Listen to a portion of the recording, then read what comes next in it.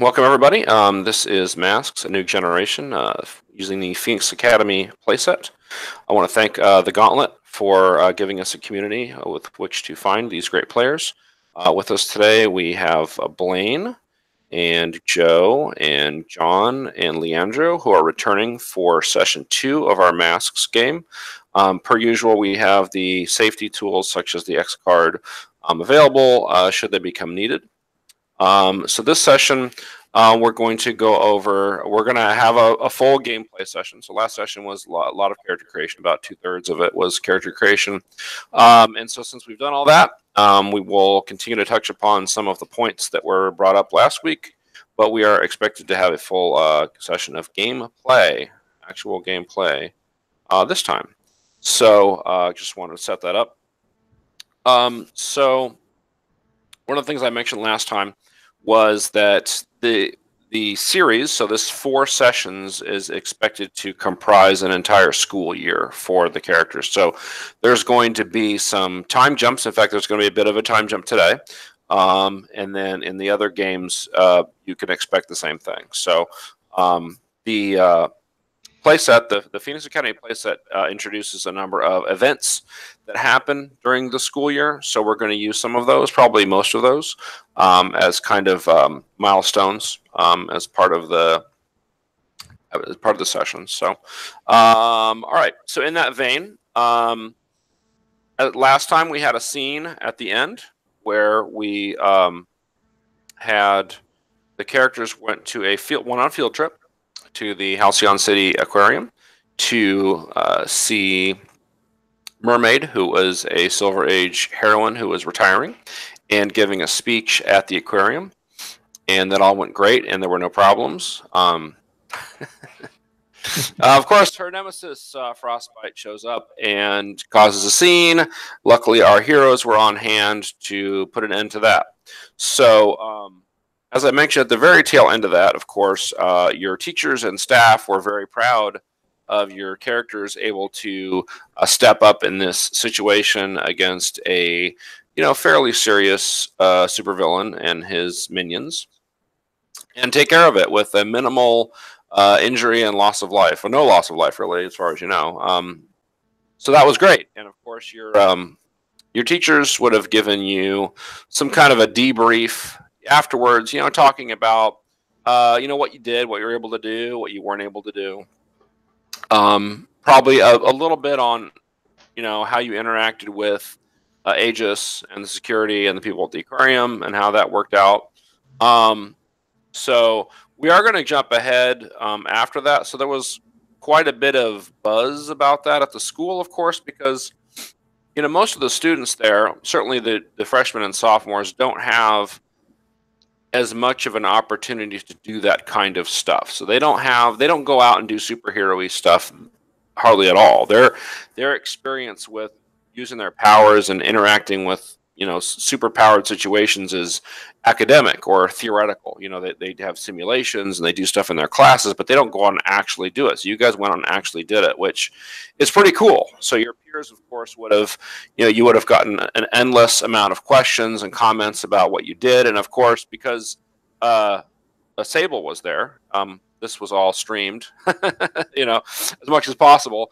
So there's a lot of comments about that. So there would have been quite a bit of buzz surrounding your guys being able to do this stuff. So I did want to really quickly, before we jump ahead, because we're going to move ahead to kind of another part of your school year, but I did want to touch base on how that impacted your characters. So in a lot of cases, I think, with probably the exception of Sable, this may have been your first time really interacting with the super-powered world outside of the Phoenix Academy. So let's go through each of the characters and just really quickly just give me a sense of how being in that situation impacted your characters. Let's start with Enki.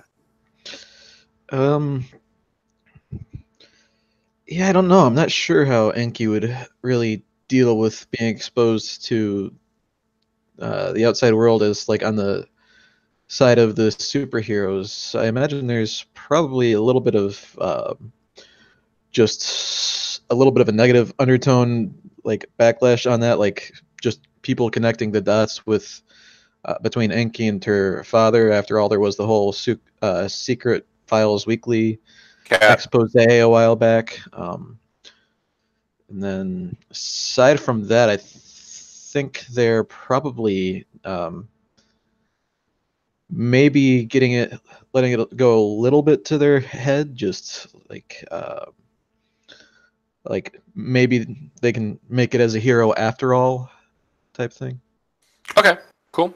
All right, and now Sable, you probably have quite a bit of impact from being online and everything else. So what was Sable's takeaway from all this?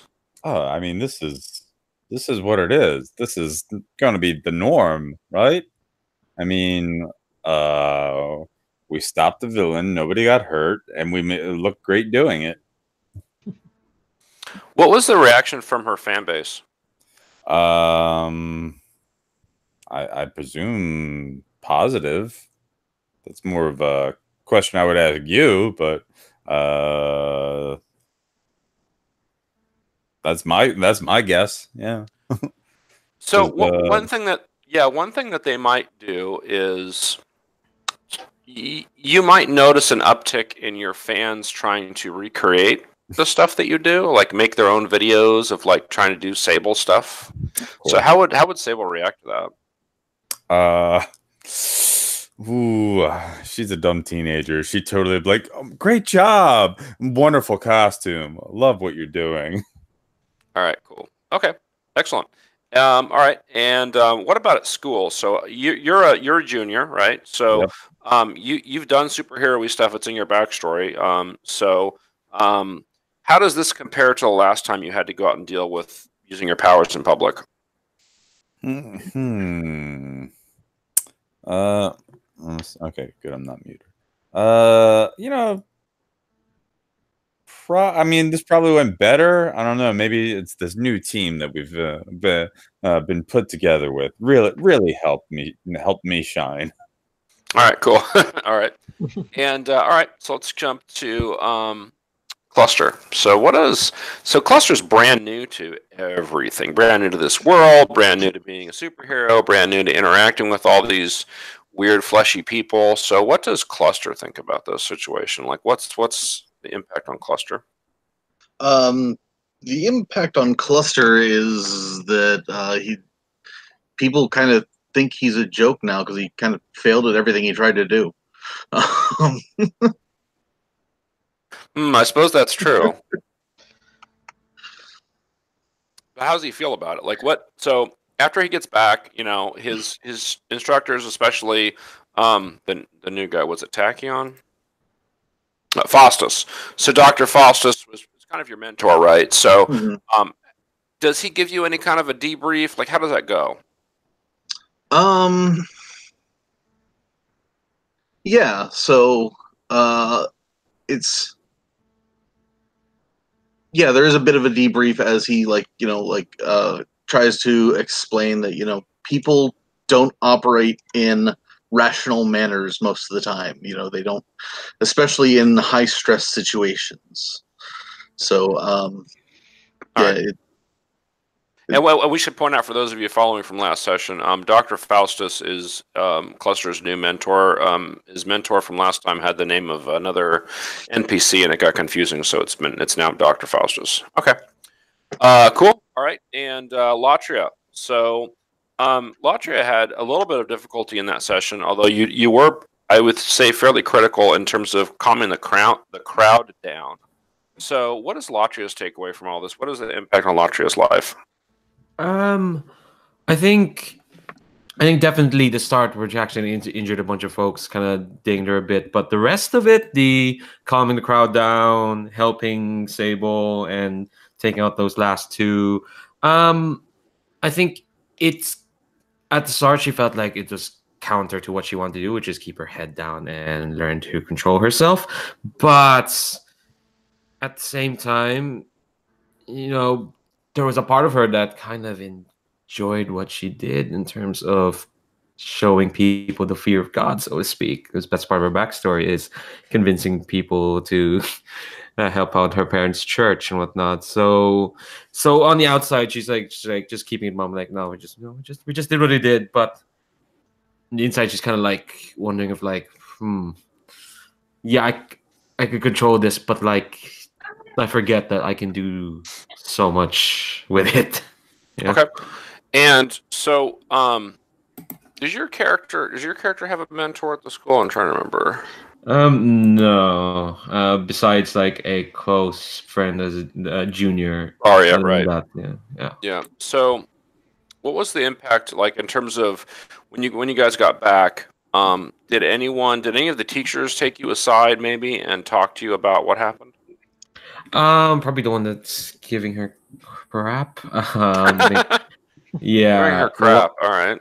Yeah, their name is Professor Jewel. They Professor do Jewel, power right? studies. Yeah. Okay. I think I've conceived them because I just picked out the name from the list, but I think they are. Yeah, they do power studies, and they're made of living crystal. They used to not be made of living crystal, but they lost control at some point, and now they're just made of crystal. Oh, and I okay. think they use themselves a lot as an example in power studies of like, here's what happens when powers run amok, and don't do that. Okay, cool. All right. So as I said, there's going to be a bit of a time jump. So after that, kind of the excitement, the buzz dies down a little bit from that event. We're going to jump ahead to a few months into the fall semester. And you guys are facing two events coming up during the school year. One is the midterms.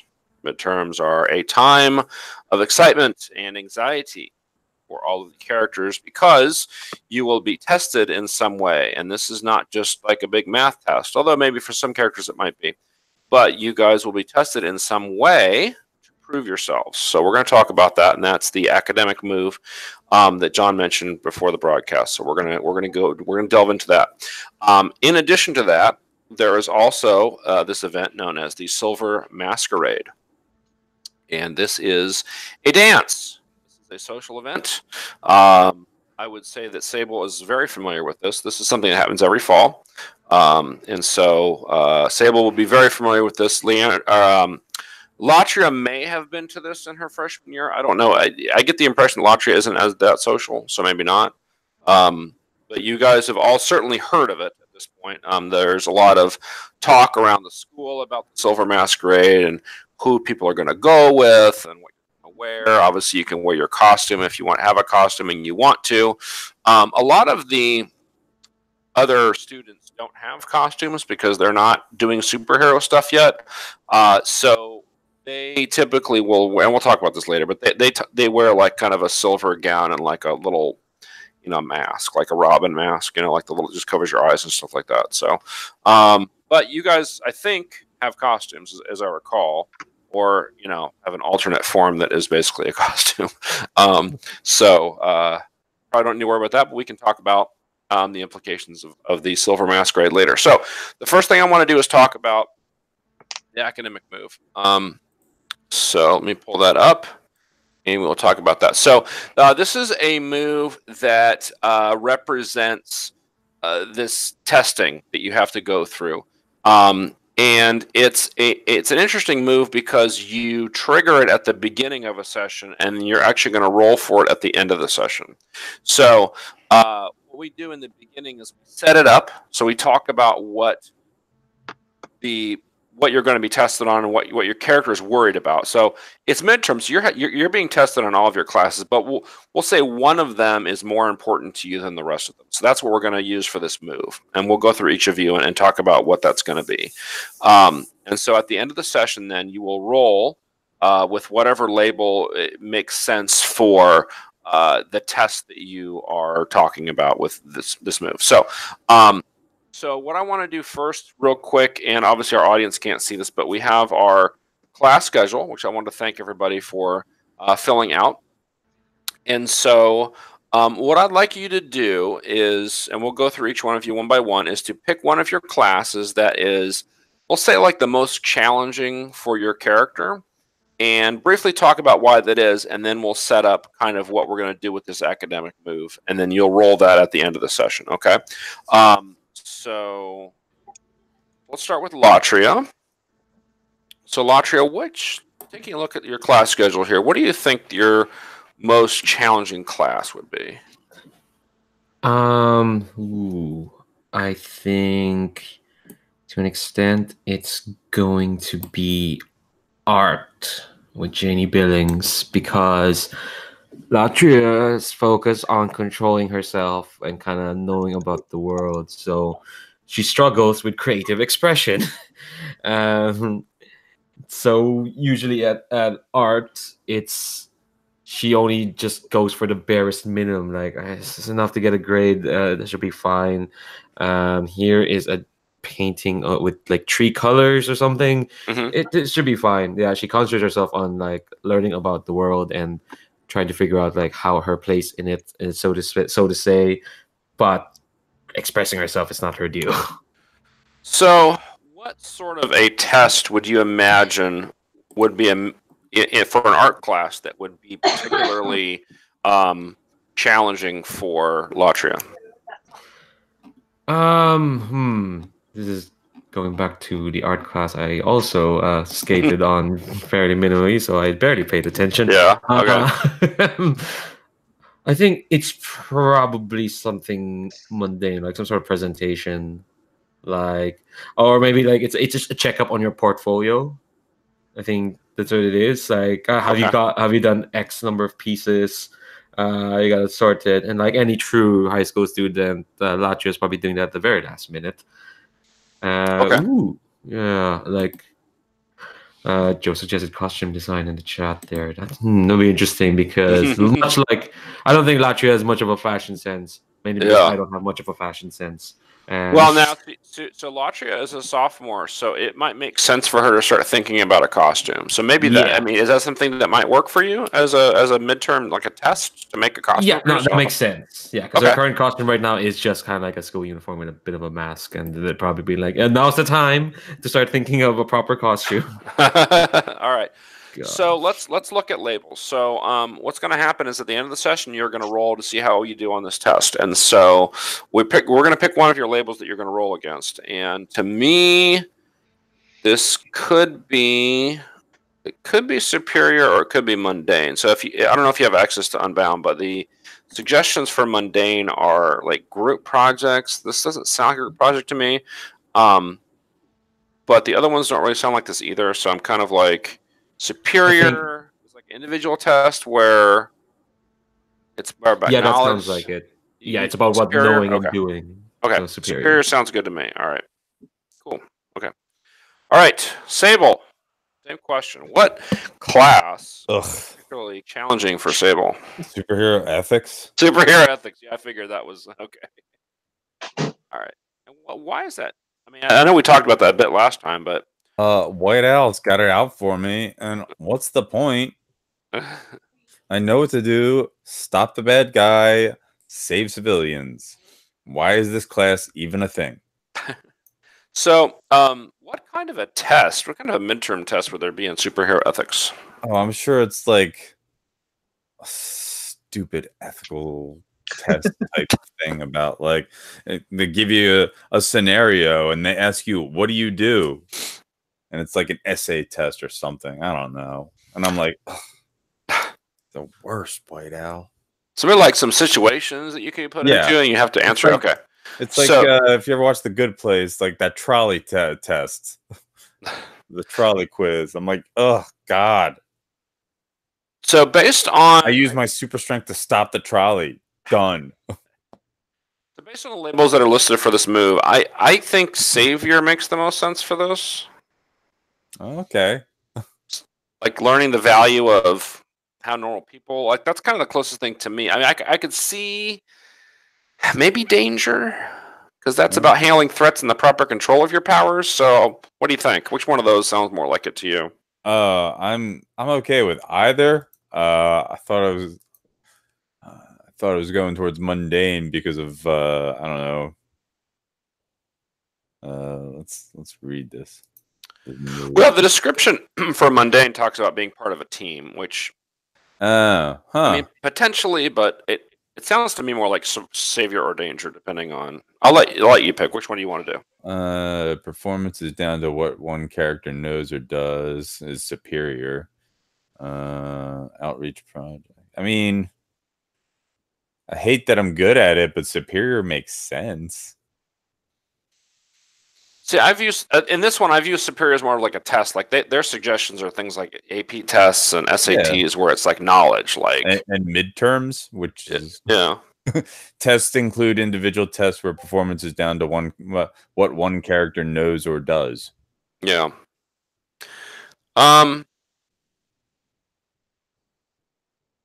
Yeah, I mean, I guess we can go with that. Yeah, like if you want me to roll something that's not my best at, I'm up for it, but I'm just reading it and it's an ethics test. Yeah. Well, it's superhero ethics. So actually, I could see danger because this says learning how to handle threats and proper control of your powers. Okay. So you'd be okay with danger? Yeah. I don't care what I roll. Because if I can roll low stat, that'll be fun because I'll be happy that I failed. Let's do danger, and I think maybe with this test will be more of a simulation and not just like a written test. Like maybe there will be like holographic cool stuff that you have to do. I don't know. Okay, cool. Let's move on, Enki. So same instruction for you. So look at your class schedule. Which of these is the most challenging to you? And you can't pick superhero ethics because I already have that one. For Enki, it would either be Magitech 101 with Professor Quantum because it's going at things from the tech side, which is like completely 90 degrees from their powers. Yeah. Or it would be Jim with Sergeant Surge because they're not allowed to use their magic powers, and Kai is not very athletic. Well, so which one? What do you? There's a bunch of interesting sounding classes you have in here. I'll be honest. Applied spellcasting is kind of cool. So yeah, grimoire building or grimoire construction. So yeah. So which of these? You got to pick one. I think I'd go with Magitech 101. Okay, cool. All right. So what? Since this is, obviously a made up class for this setting. What is this class? Like, what do they teach you? So this is like about it's about Professor Quantum's like study of magic and turning it into like a science where he's trying to get an understanding of it, and then using that to integrate it with technology. So like this is basically the modern tech where you're looking at the principles of various things and then like building little models out of them. So I think the test might be like, this is our first big project where you have to have something at the end of the day that's a combination of magic and technology. So is everybody in the class use magic? I think that's probably a requirement. Actually, I could see it going either way, really. Okay. Like it could be using technology to get at magic, or it could be using magic to get at technology. Okay. So what would be an interesting midterm exam for you to have to, or, situation? Mm-hmm. It would either be like Professor Quantum gives us an item that we have to like explain the principles of how it works, something like that, or it could also be like a real complex item or some kind of like this is one of his better inventions, but he's given you all the tools to try and take it apart and figure out how it works. Okay. Do you want to go with that? Yeah. Okay. So let's see. So of the labels here, superior makes sense there because that's like a knowledge thing. I could see freak if you have to use your magic to do it to kind of penetrate this thing. Okay. Okay. All right. Okay, and then finally cluster. So cluster, what is your most challenging class? I think his most challenging class is freshman English. Okay. Because it's a lot of like writing personal essays. Yeah. And first 9 weeks we're reading Romeo and Juliet, and we want to talk about emotions and things like that. And right. Okay. We should be back by. So, what would your midterm assignment, like a group project maybe to do, like to analyze some Shakespeare play, or what do you think would be? Yeah, I would say let's go with like a full-on. They have to reenact a scene. Okay, interesting. All right. So the instructions for the move, that looks like mundane to me. Are you okay with that? Sure. Okay, cool. All right. So we got a decent mix of moves here. And okay, so we'll refer to them later. So real quick, let's talk about what your characters are doing to prepare for these tests. So, Latria, let's go back to you. How are you preparing for this costume design assignment that you have?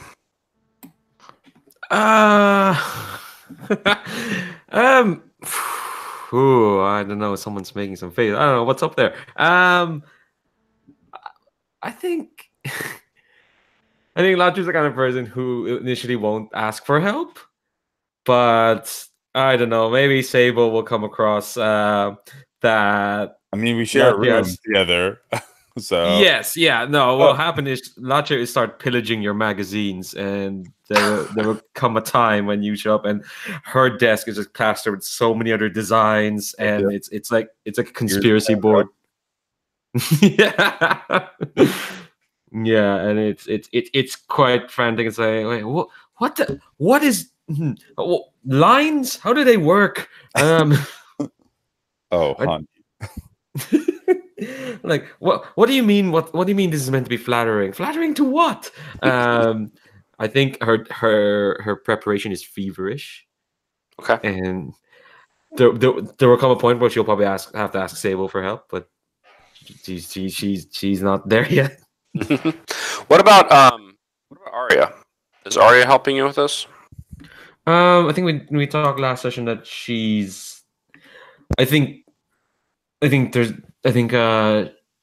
Latria would want Arya to help, but I'm kind of for some reason I'm imagining Arya is not so much just being busy with her other social life, but she's moving on to stuff like, I don't know, student council stuff. Okay. You know, like that sort of student, very much like the student that Latria would like to be. But so part of that Latria's thing is like, no, I can do this by myself. It's fine. I don't need to ask Arya. Yeah, very stuck in her head at the moment. Yeah, one of the things we talked about last time is that you and Arya were once close, and that you've kind of grown apart a bit because Arya has been really busy with social stuff, and that and Latria is kind of lamenting the fact that they aren't as close anymore. Is that still accurate? Yeah. Okay. But but she's not going to make the first move to heal that. Sure. Oh yeah. Sure. Okay. All right, so Sable, what is Sable doing to, if anything, to prepare for this ethics? She's too busy helping Latria with her fashion, and to care about ethics, cheerleading, and her. Yeah, I'm very busy. I have so many other responsibilities. Like, just can't comprehend how busy I am. Sure. Now, the cheerleading thing brings up an interesting topic that we didn't talk about last time, but I was thinking about when I was rewatching the video, and that's what do the cheerleaders? So, in a typical high school, the cheerleaders are there for to cheer at sporting events, right? Yeah. So that implies that there's sporting events here at Phoenix Academy. So, what kind of would they be doing? Normal sports and not allowed to use their powers, or are they using their powers in normal sports, or are there brand new sports that involve their powers, or what do you guys think? I feel like there's probably a mix. I mean, like the typical, obviously football, basketball are the typical ones out of high school. Obviously, there's some schools that have other programs like wrestling and baseball and other things. So, like in the sports where no powers are allowed, it's like the dastardly students trying to find ways to cheat to use their powers. Right. So you think they have things like basketball and does that all the time? So yeah. So do you think they have stuff like basketball and football, or do you think they have mostly sports that they've created with powers in mind, or do you think they have any sports like that? I'm sure they. Well, yeah, I'm sure. I don't. Yeah, I'm sure they do, but like my go-to, I barely know about real sports as it is. So, Okay. only, so like yeah, they could design some like, all right, oh, you turn into bricks, you're clearly going to be a linebacker. Yeah. Yeah. Okay. Okay. So why don't we, if it comes up, we can use normal sports as like a touchstone if we need to. So, It's like uh, league football, you know. yeah, right. So, okay. So you cheerleaders do the typical role then. So they are kind of with the athletes, or I don't say want to with them, but you know what I mean. Like they hang out with them typically, uh, attend social functions with the athletes. Obviously, they go to events like matches. I don't know who they would play. They probably play each other because I don't know. They couldn't really play normal schools. So maybe they have intramural stuff. I don't know. Well, if that comes there's up, like a separate division throughout Yeah. the world, probably for super powered individuals. Yeah, it's an interesting topic to if it comes up, we'll delve more into it. Okay, cool. Okay, so let's go to Enki. So how is Enki preparing for this Magitech midterm? I think it's a lot of like looking at small pieces of how Enki thinks it will go.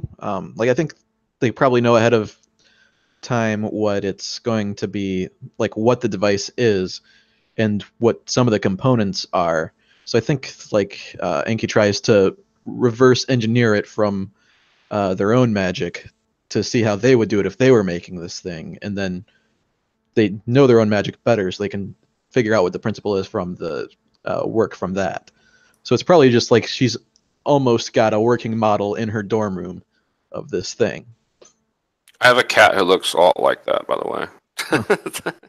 um, how much magical, like raw magical knowledge does Enki have versus what Anu has?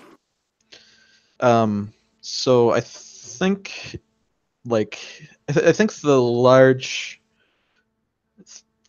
Anu has a huge difference in experience, but I think Anu does things more by feel, and Enki is more analytical and is just like taking things from principles. Um, so it's as far as raw magical knowledge, Anu has a huge advantage just because they've been doing it for years and years and years. But as far as like the technical details, uh, I think this is all stuff that Anu learned way back in the day, and then just doesn't deal with anymore because they know it by feel. Is Enki tempted to either reach out to Anu for help with this, or to try to access some of Anu's? I don't know if Anu has like archives or any kind of resources that Enki might try to access. I think Enki definitely would not try and talk to Anu about it, but like they might try to sneak home and like steal something from his bedroom or something like that. Just Okay, like that an sounds item interesting. similar, maybe. All right. And all right, so let's move on to cluster here. So you have this English midterm. So you guys are actually doing a play in your English class. That's what it sounds like to me. Is that right? Yeah, you have to. I'm thinking they're like I said, they're working on Romeo and Juliet. So he has to Who's do cluster playing? I have to know. for Please be Juliet. for this scene. It's just a short thing, but he is Romeo. Okay, interesting. Very interesting. All right. So how is Cluster preparing for this, or what's his like lead up to this? So it's a lot of working together with a partner, which I'm going to give the name Regina, is a girl that's also in the class, and it's basically him trying to do the lines. And he's arise, fair sun, and kill the envious moon. Wait, your moon's sentient? It has feelings? How does that work? It is sick and pale. Where does that come from? And basically just annoying her as she's trying to explain every facet. And it's just poetic metaphoric language. Don't worry about it. Just get on with it. All right. So how does Cluster feel about this, Regina?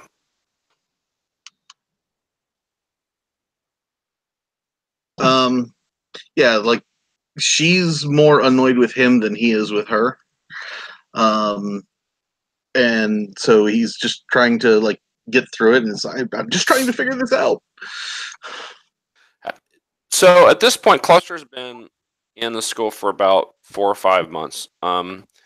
And so he's only been with humanity for a little longer than that, right? So Yeah. How is Cluster approaching the idea about socialization? Like, what is he, how is he adapting to that? Because where he comes from, there isn't. It's just a hive mind, right? Like, so there's no Yeah. socialization. So this is way different. So how does he cope with it?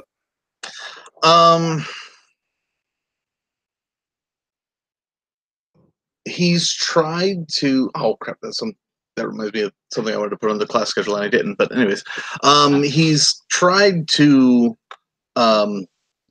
like throw himself into situations where he has to acclimate. So, he goes to every, um,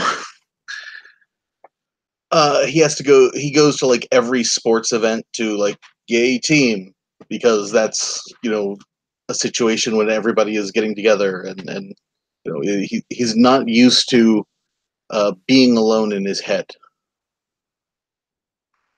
so he's Okay. trying to avoid that. What about relationships? Well, I did have the crush on was it Enki? So that's interesting because aren't you guys living together? So how does that work? No, I have a crush on Kai. Oh, okay. Hmm. Well, that's the same. Although Same person. Same person.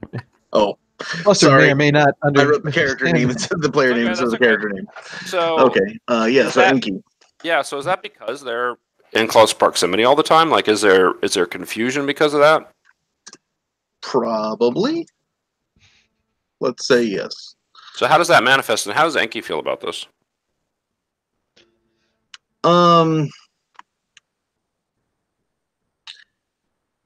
It probably manifests in that Cluster is like a little bit obsessive and is like watching Enki because and just lingering a little bit too long because he knows that Enki is trying to figure themselves out. So he's kind of watching them for what process they go through.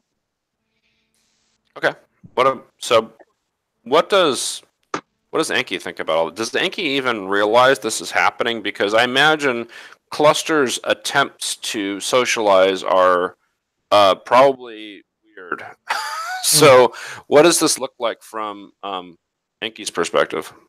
I think from Angi's perspective, it looks like Cluster's just a little bit lost and almost following them around, maybe, and just like it's like that kid brother that's following you everywhere type thing. So she's probably a little bit annoyed and a little bit endeared, especially since they don't have a whole lot of social contact themselves with their own growing up. But it probably is a little bit stifling. Okay, cool. All right. All right. So, I don't know here. Okay, so, all right. So I want to jump into some other stuff here, and then we'll take a break here in a little bit. So, all right. So, Sable, what have you been doing on your stream recently? Oh, well, I think we're modeling Latria's costume designs. All right. How's that going? Getting a lot of feedback. Probably some good feedback, but I figure I can work it. All right. I could sell it. Have any of your fans suggested costume ideas for you? Oh, I'm sure. All right. but I'm an so- originator, not a duplicator. Yeah. So your friend I'm no Allie, copycat. Is on the cheerleading team. Mhm. We mentioned last time, and and so what is your relationship like with Allie? So we mentioned we talked about your character kind of being similar to Regina George from Mean Girls. Yeah. So, well, yeah, Terrible. that's what you said. I mean, it's okay Yep. if it's not Nope. true anymore, but No, it's still true. That's the Okay. problem. So is Allie another one of those? Like I'm One picturing. of the So plastics. you're right. Yeah. Is that Allie? Okay. That's why friend is in quotes. Right. So. Right. So what's Allie's role? Like you're the head cheerleader, so is Allie kind of like your right hand person who does what you tell them to do, or is Allie a foil who sometimes blunts what you try to do socially? So what's Allie's role? Yeah, no, I totally see her as the second, but like if she sees an opportunity to like make herself the top cat, she's obviously gonna go for it. Yeah. Okay. And Sable knows this. Whether or not Sable knows it or realizes it, we'll figure that out as we play. Okay. I think she's just too stuck in her own orbit. So yeah. What is Sable's relationship like with the rest of the cheerleading squad? That's a good question. I mean, she's friendly to them, and as much as she's friendly to her teammates, possibly more so at times. Because I mean, she's still like a perfectionist about the things she cares about. So I totally see her like as the Regina George, the Cheryl Blossom, that sort of like stuck up sort of snob, letting her Okay. hours go to her head. But Allie is essentially your closest friend on the cheerleading team, right? Yes. Okay. What powers does Allie have? Oh, let's see, what did I write? Because they're on the NPC list. Oh, are they? Oh, somewhere. Should have checked that. Oh. Nope. Let's see. Oh, she seems to have like the Spider-Man danger sense type thing. Interesting. Okay. Allie Hathaway. Okay, I see her now. Okay. Okay. So kind of internal sort of powers. Okay, cool. All right. Great. All right. So, in terms of getting ready for the masquerade, what would Sable do? Sable's got to be one of the biggest prizes, as it were, in terms of somebody trying to get a date for the Silver Masquerade. So, what does that process look like? Oh, the process of her getting a date, or people trying to get dates with her? Of people approaching her for a date. I'm guessing that's how it works. Oh yeah. So yeah, I mean, obviously, this is like she's always blogging about it. Like, I've got so many choices, because her fans love drama. So, and chemistry with her teammates, though. So she's also like making vague allusions about, like, I don't know. I was thinking, someone on my team might be like really fun to take, to accompany me. What do you think the chances are that there's going to be a poll on your website about who you should go? 100%. Of course, fans will make polls about anything. Yeah. All right, that's cool. All right, yeah. So let's think about that as we move forward, because with it. So my idea here is that we're going to tackle the Silver Masquerade at some point during the session. So I did want to talk about how you guys are dealing with that socially. Okay. Let's go to Inky. So, Enki, you've had a lot of interactions with Night Lily, who is kind of a mentor for your character. Night Lily helped you kind of break away from your father, Anu, and I believe is also an instructor for you, if I'm not mistaken, in at least one of your classes. Where did I see. Power study with Night Lily. Power study. So, so Night Lily is a pretty big part of your life, from what I can tell. Mhm. So, tell us a little bit more about that relationship. So, like, what do you? So, you guys, looks like you have a. Is it once a week, twice? It looks like it's twice a week. Yeah, twice a week. Yeah. So, what is your relationship like? Because you could easily be like a teacher's pet sort of relationship with her. It's a her, right? I Yep. assume, Night Lily. Yep. Okay. Or it could be more professional when you're in the classroom, and then it's more familiar when you're out of the classroom. So, tell us a bit more about that relationship. I think it's professional in the classroom, and like I think Night Lily has sort of acknowledged the mentorship role she has. I think she's like probably who Kai went to try and get into the academy, despite their background, and it was probably the only reason they made it in with that. One thing I did very intentionally is that all but one of Kai's teachers are supers, so I think they're being monitored a bit more closely than other students probably. And I think Night Lily is basically their advocate on the staff. Sure. So, how is Night Lily counseling you on the proper use of your abilities? I think it's sort of like almost a remedial superhero ethics thing outside of class type thing. Just like we probably like meet unofficially for like lunch or something a couple times a week, and it's just like talking about things and like going through things that maybe my father did or that wouldn't be okay, or things that like I think would be okay that I don't really know. It's like basically just like a large debrief from my pre-academy days. Okay.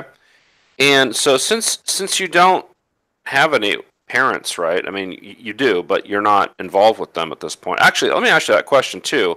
What about your mother? Like, do you know who your mother is? Like, what's your relationship like with your mother, if any? I think Kai knows who their mother is, but doesn't really have contact with them for an entirely different reason than with their father. I think like their mother just left the equation pretty early on, and Kai's probably relatively betrayed by that, and then also just I don't know this person, even if they are my mother. It's there's just that strangeness there. Is Kai's mother another supervillain, or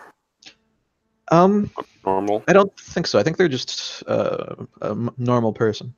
Okay. Mundane, So I guess. yeah. So given that, does Night Lily fill that sort of maternal role in your life? I think absolutely, yeah. Okay. All right. So, have you gone to Night Lily for any of this help with either your midterms, or the situation with the masquerade? I think probably with midterms, it was probably Night Lily's idea for her to go at it from the approach of their own powers and to try and construct it that way. And it was just like, well, why don't you try this? And it's like, hey, that's a great idea. What is Night Lily's understanding of your powers? Because she doesn't use her powers are different than yours. She does like plant control and stuff, right? So, right. Are her powers magical, or are they like similar to yours in that way? No, I think their power is just like it's probably like more of a biological type power. If that makes sense. Okay. But Sure. I think their understanding of my power is probably largely based off of the dossier on Anu's power. Okay. Cool. All right. And then let's see. Let's go to Cluster. So, Cluster, your mentor is Dr. Faustus. Mhm. So, Dr. Faustus is the one who brought you here accidentally from your home dimension or planet, right? Right. So, what is Dr. Faustus's role in your life now? He is still somewhat of a mentor. He's also the math teacher, but he basically,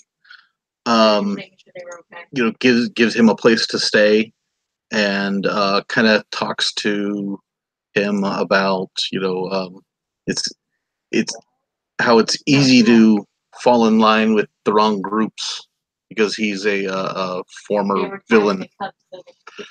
Oh, okay. And, Dr. Faustus is a villain? Okay, a yes. former villain. Okay.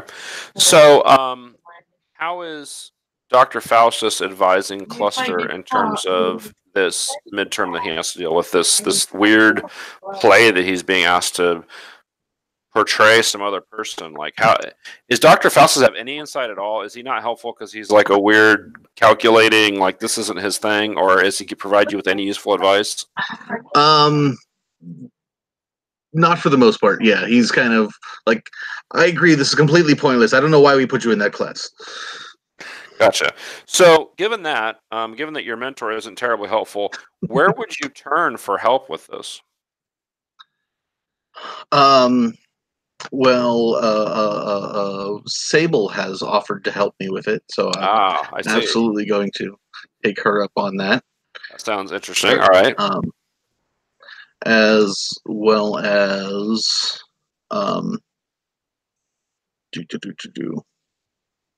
and Professor Jewel as well. Okay. Who's also the power studies because she also has the crystalline aspect. That's true.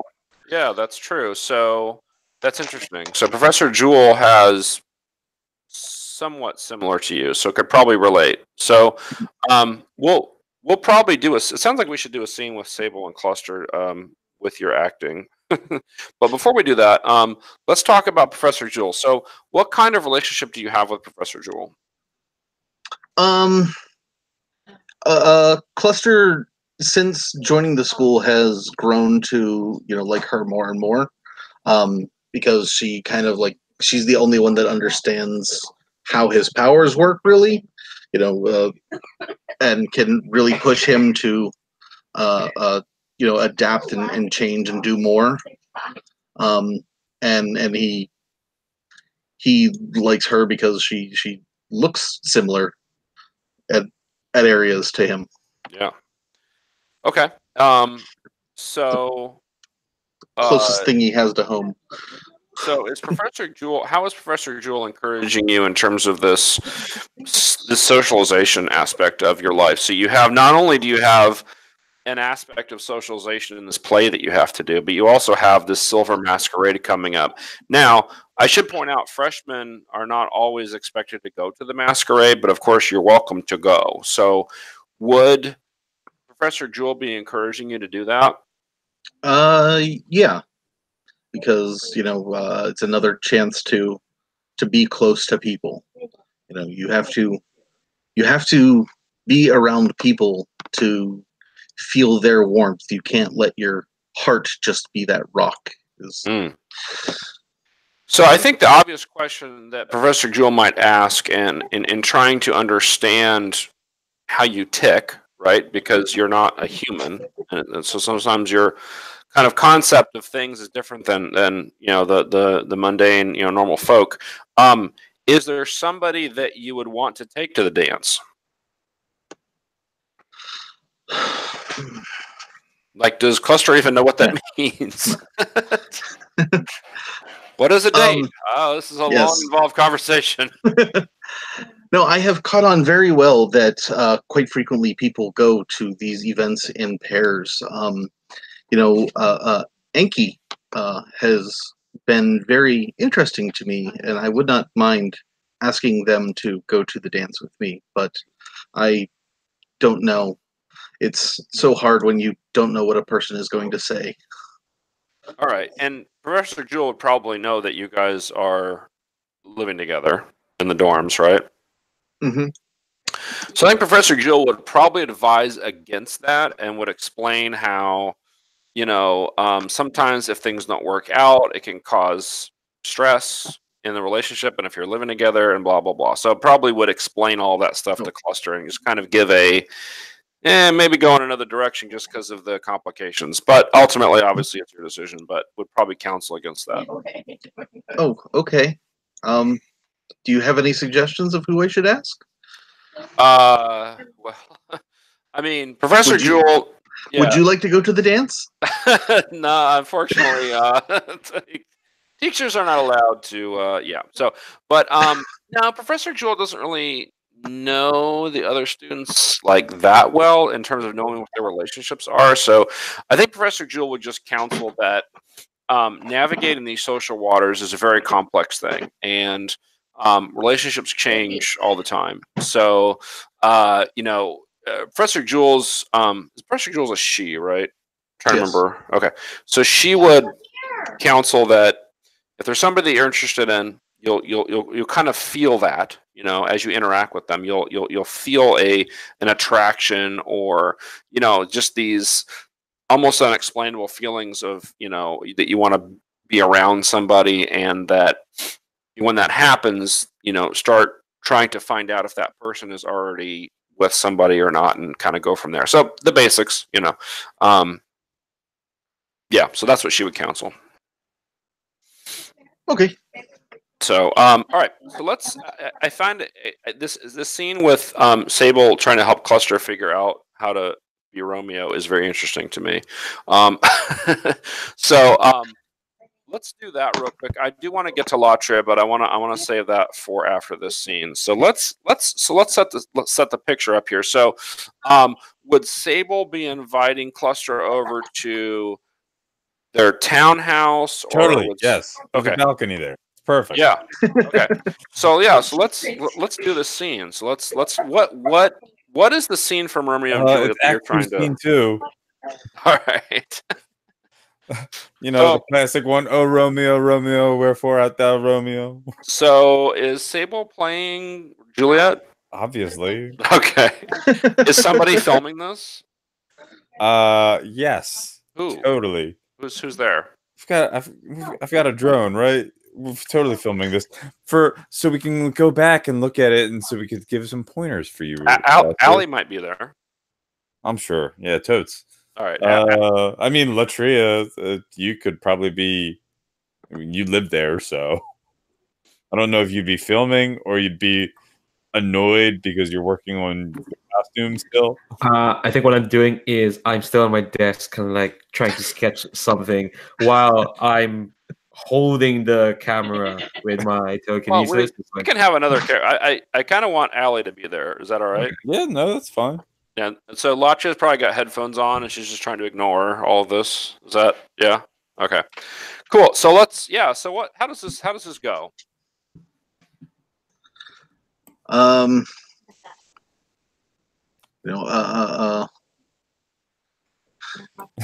It's deny thy father and refuse thy name, or if thou will not be sworn my love, and I'll no longer be a Capulet, as she waits for you. How can she no longer be a Capulet? That is what she's been designated. So, Cluster, you need to. All right. Her heart burns for Romeo, and she's upset because he is Romeo, because he's a Montague, and one of them or both of them want to deny their families so they could be together. Excellent, understood. Shall I hear more, or shall I speak at this? Well, you have to learn your lines. I mean, this is why I'm here to help you. That was the line. Shall I hear more, or shall I speak at this? That is not the line. The script is right here. I love the fact that you guys are looking at the actual script. That's fantastic. This is something you would not get in a face-to-face game, by the way. This is pretty awesome. Okay, so let me ask kind of a mechanical question here. Take from the top. Does Sable have influence over Cluster? Not anymore, but I think he is, because you're having trouble with this, right? Yeah, I am. So this would be a good way to get it back. Yeah. Well, yeah, I feel like I'm trying to comfort or support you. So why don't we see how that goes? Is there I assume there's a move that you have to roll? Yeah. Not well with a -2. Ooh, fun. I am not mundane. No. So there's a 2 total. All right. Cool. All right. So. Okay. So Mark as you potential. guys. All right. So yeah, mark potential. Are you okay? Do you have enough to get an advance yet? I think you're close. I only have 1. I only have one. Oh, Cluster okay. is the one that got a lot. Someone has a ton. Okay. Okay. Okay. So you guys are rehearsing this scene, and the camera has a malfunction, and so Allie is messing with it, and she says, I don't know what's wrong with this damn thing," and she's like, it's the battery's dead or something, so I don't know. I can try to charge it, but I won't be able to film any of the rest of this. And she just kind of wanders out unless you try to stop her. No, okay. Well, I'm sure we can get some cell phones to record the rest of this. So yeah, she seems kind of pissed off about it. Actually, this is actually her camera, and it was like a gift. Your character would know it's a gift from her dad, and so she's kind of pissed off that it's not working. So it's a cheap piece of shit. So anyway, so she storms out, upset about her camera. But you guys can continue if you want. So how does this work? So Cluster is, yeah. So Cluster, take it from there. How do you react to Sable trying to teach you how to act?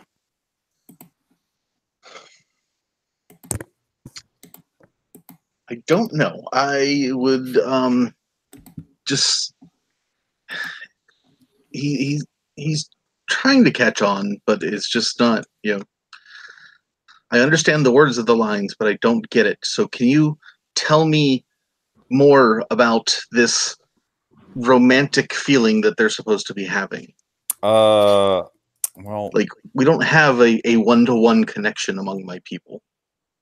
Well, then what are the connections among your people like? We are all part of one group, and so we think together. We have no need to form and lose connections. We always have a connection. Well, do you still have that connection right now? No, I do not. So, sounds like you understand the feeling of separation. Yes. So that's what Juliet is going through. She's feeling separated from her family because her family is at war with Romeo's family. But with Romeo, she feels a connection. The spark, that which was lost before could be brought anew. So she is trying to assimilate him into her group? Not in a literal sense, but they long to be together despite others wishing to keep them apart. I think I understand. Do you? Let's be sure. And yeah, and they require dramas and chemistry. So I think as she basically goes full into the actress mode, trying to help you feel things by just a caress of the cheek, and explaining and while in their time they couldn't be as open as we can now, but this was so ways that they could especially on the stage, so maybe these are some pointers for how you could help with your class presentation, or whoever you plan on asking to the Silver Masquerade. That is an excellent point. Sable, I have a very important question for you. Would you like to go to the Silver Masquerade with me? Oh, well, or would that be too much of a social awkward situation as. Oh, not at all. Not at all. Cluster. I mean, we're close friends. We're teammates. But I've had a lot of people ask, and I will let you know. But perhaps. Excellent.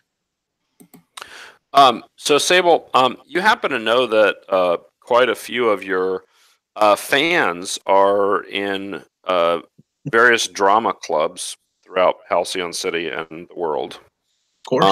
I wonder if any of them might be able to help poor Cluster with his acting. Let's see. I gotta look down for this move because I don't know where I wrote it. Let's see. Backstory? No. Here it is. Like when I seek help from the audience. Yeah, sure. I'll give it a try. So we'll say that after Allie's camera breaks down, you start live streaming this on your phone or some other piece of equipment, and so they're like, "Ooh," they're all interested in stuff. So they're like, "Yeah, drama, literal drama." Mm-hmm. They dig that, and you're working with a teammate.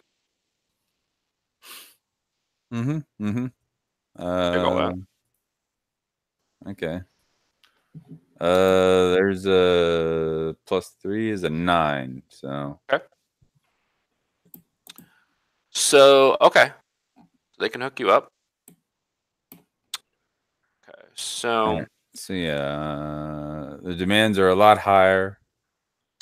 they want. Okay. So we'll say that there is this girl who's one of your fans is in another high school, and she's the head of the drama club there. She's actually acted in commercials and stuff. So she's very talented as an actress in terms of a high school person, and she's willing to actually teach him. But you guys will have to come to her because she can't. She wants to do it in person. All right. Well, Cluster, I've a friend that could probably help even more if you really want to ace this midterm and really impress your classmates.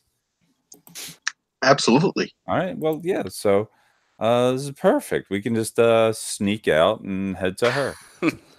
That'll be interesting. All right. What is the name of this person? Do you want me to name her or do you want to name her? We'll go with Jenny Fields. Okay, cool. All right, so it is written, so it shall be done. All right, cool. So we're gonna figure that out, and then we'll have a scene with Latria. There's some interesting stuff going on with her, which we'll get into. So we're gonna take a break, a short break, about 10 minutes, and maybe, yeah, let's call it, yeah. So 10 minutes, and we're back, and we'll jump into this next scene. Okay.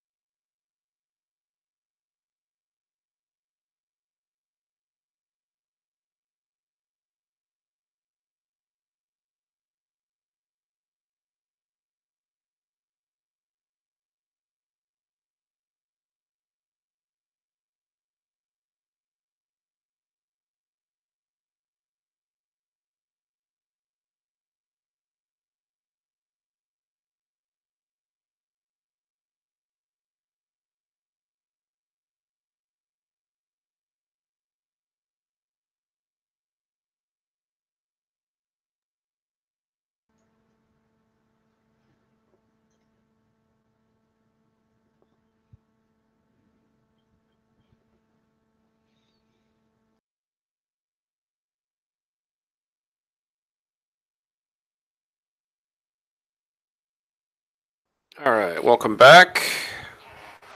So we got a Blaine so far. Yep. So how's my audio? It's been fine. All right, cool. Yeah, listening to the video from last week, it was not good. So hopefully it's a lot better this time. What's your cat's name? I've got two. This one right here is Bogey. The other one is BB. Nice. Yeah, I have a cat who's that kind. Looks just like that actually. His name is Grendel. He's 13. Yeah, these two are coming up on 2 years old.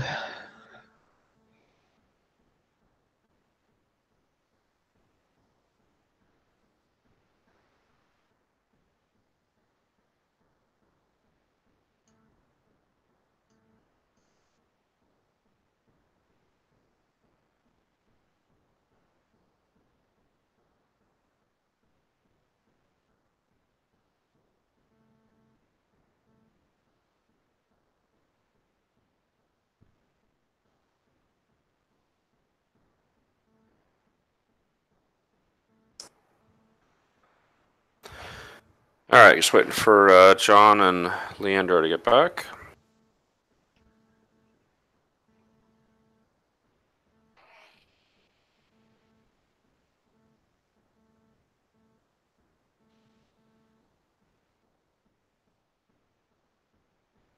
I'm here. Just had to pull a dog toy from under the chair.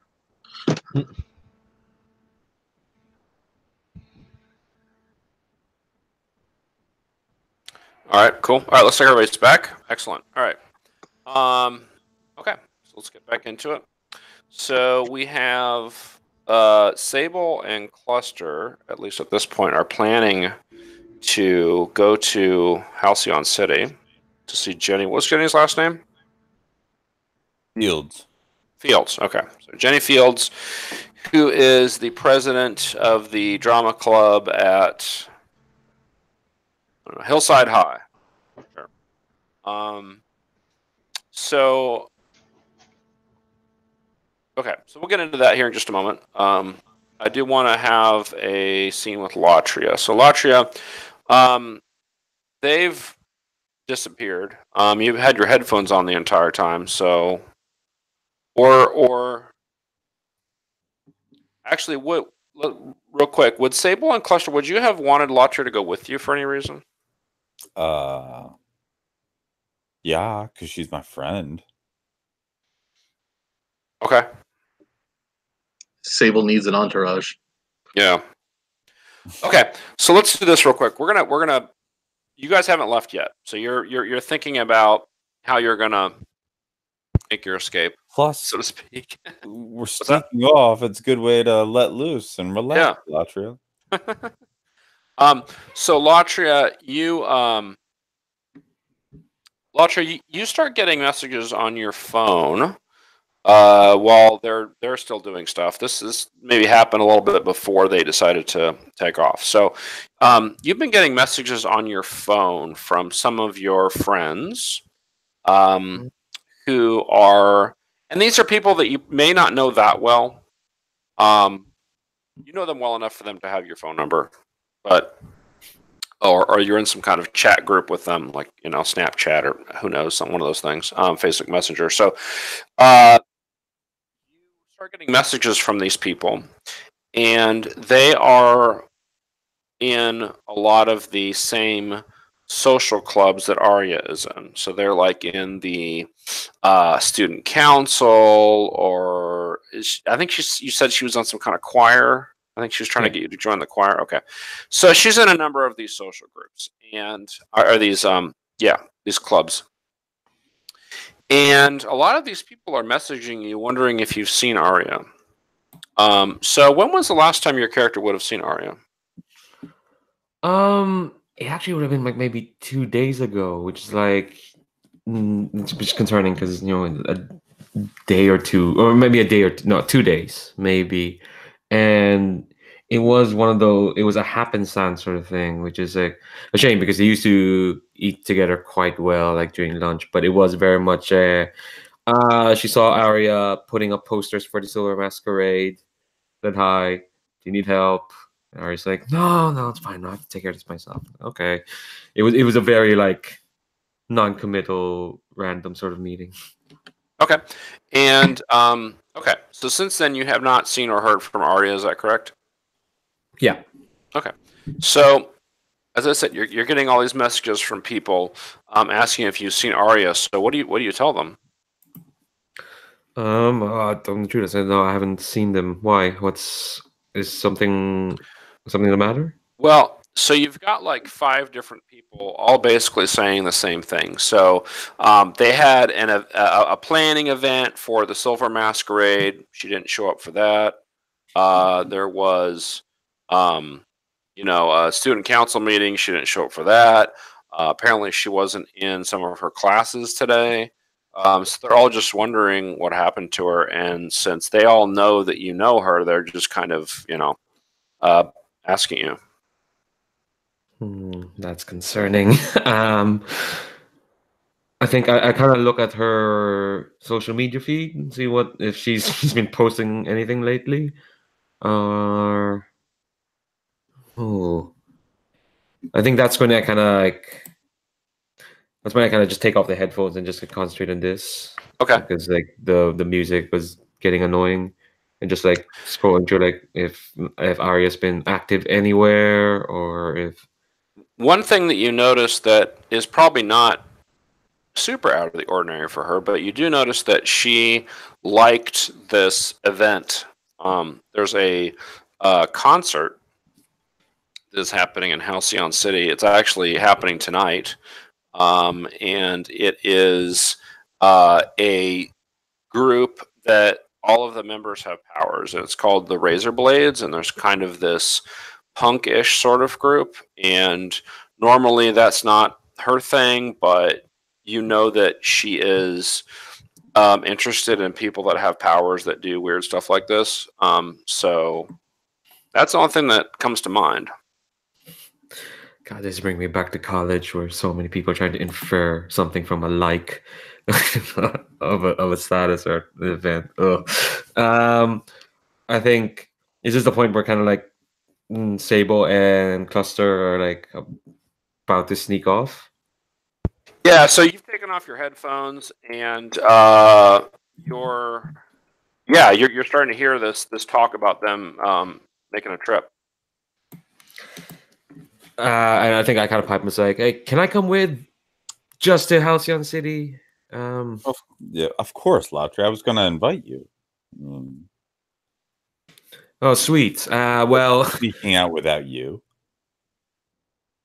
I don't know. It feels like it'd be much easier for you to do that if it was only you, but okay.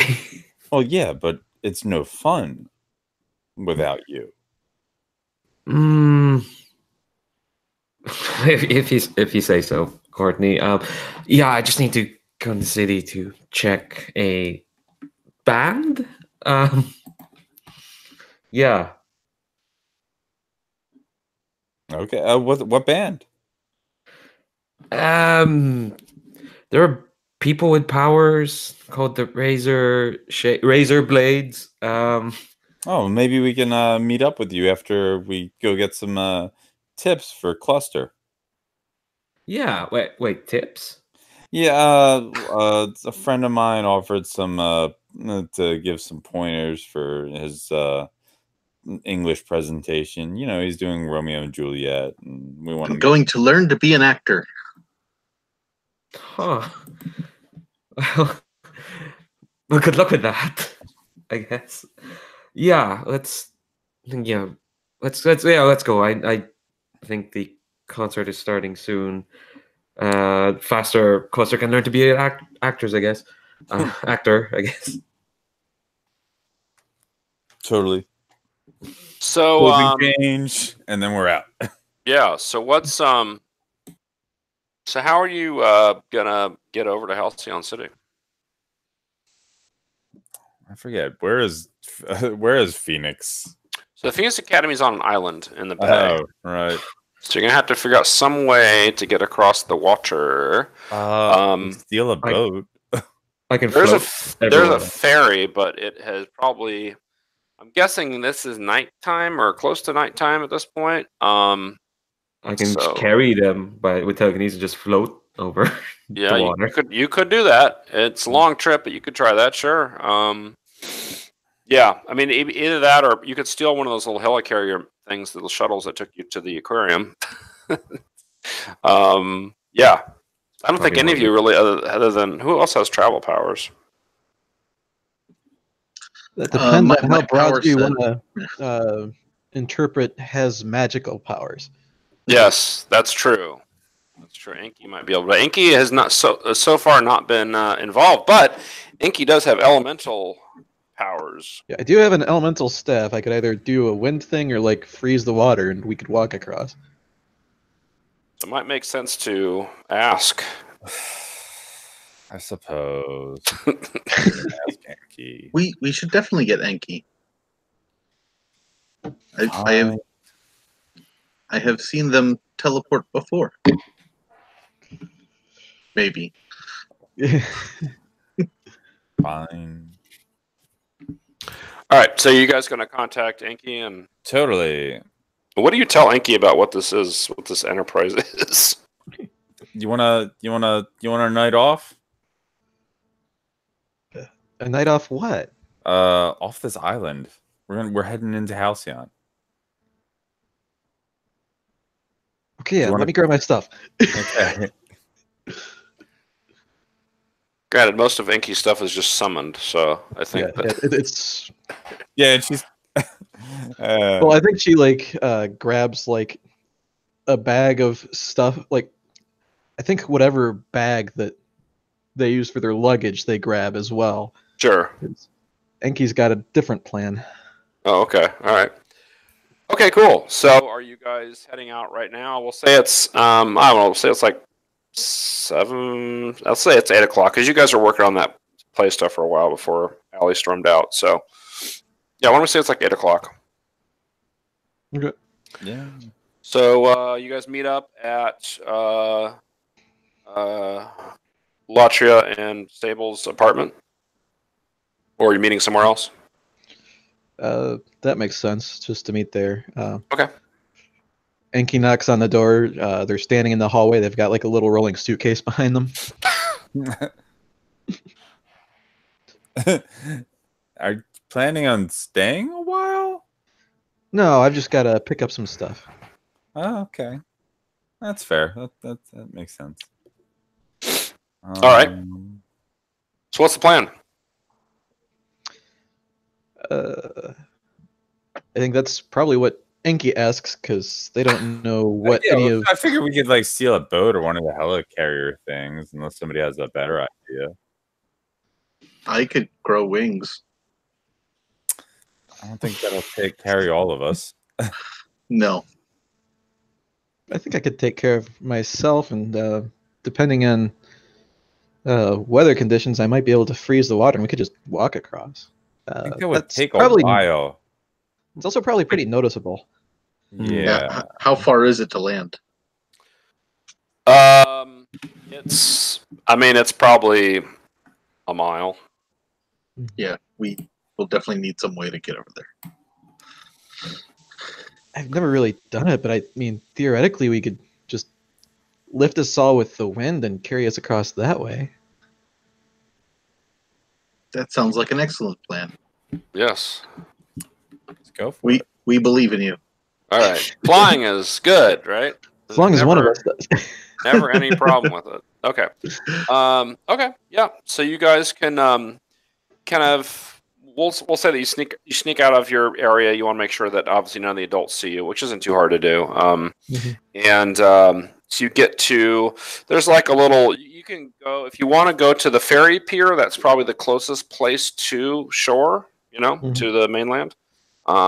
And there would be nobody there this time of night. The ferry probably stops around 6-ish, so there wouldn't be anybody down there. So if you want to go there and make your flight of fancy from there, you certainly can.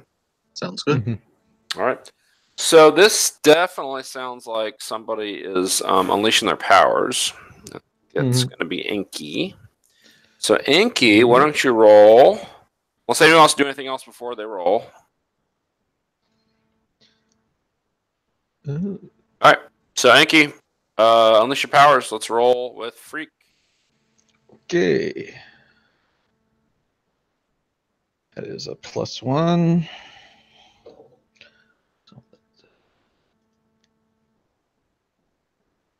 That is a 6. Fancy. All right. Well, there is one team in the team pool. Well, the question is, how would somebody help with this? Well, Enki could also use it selfishly. Oh, that's true. Oh, isn't there a thing where the Scion uses their power selfish? That might just be a move. I don't know. Let me look at the... No, if you spend it selfishly, that's just to shift the label. Yeah, I'll help. Shift is all right. Yeah, I'll just help. Like, I think it's Latria, because we're gonna fly by wind. I think part of it is like just to keep us on course. Latria's using her telekinesis to make sure everyone that's fair. Floating as well. Okay, cool. All right, let's do that.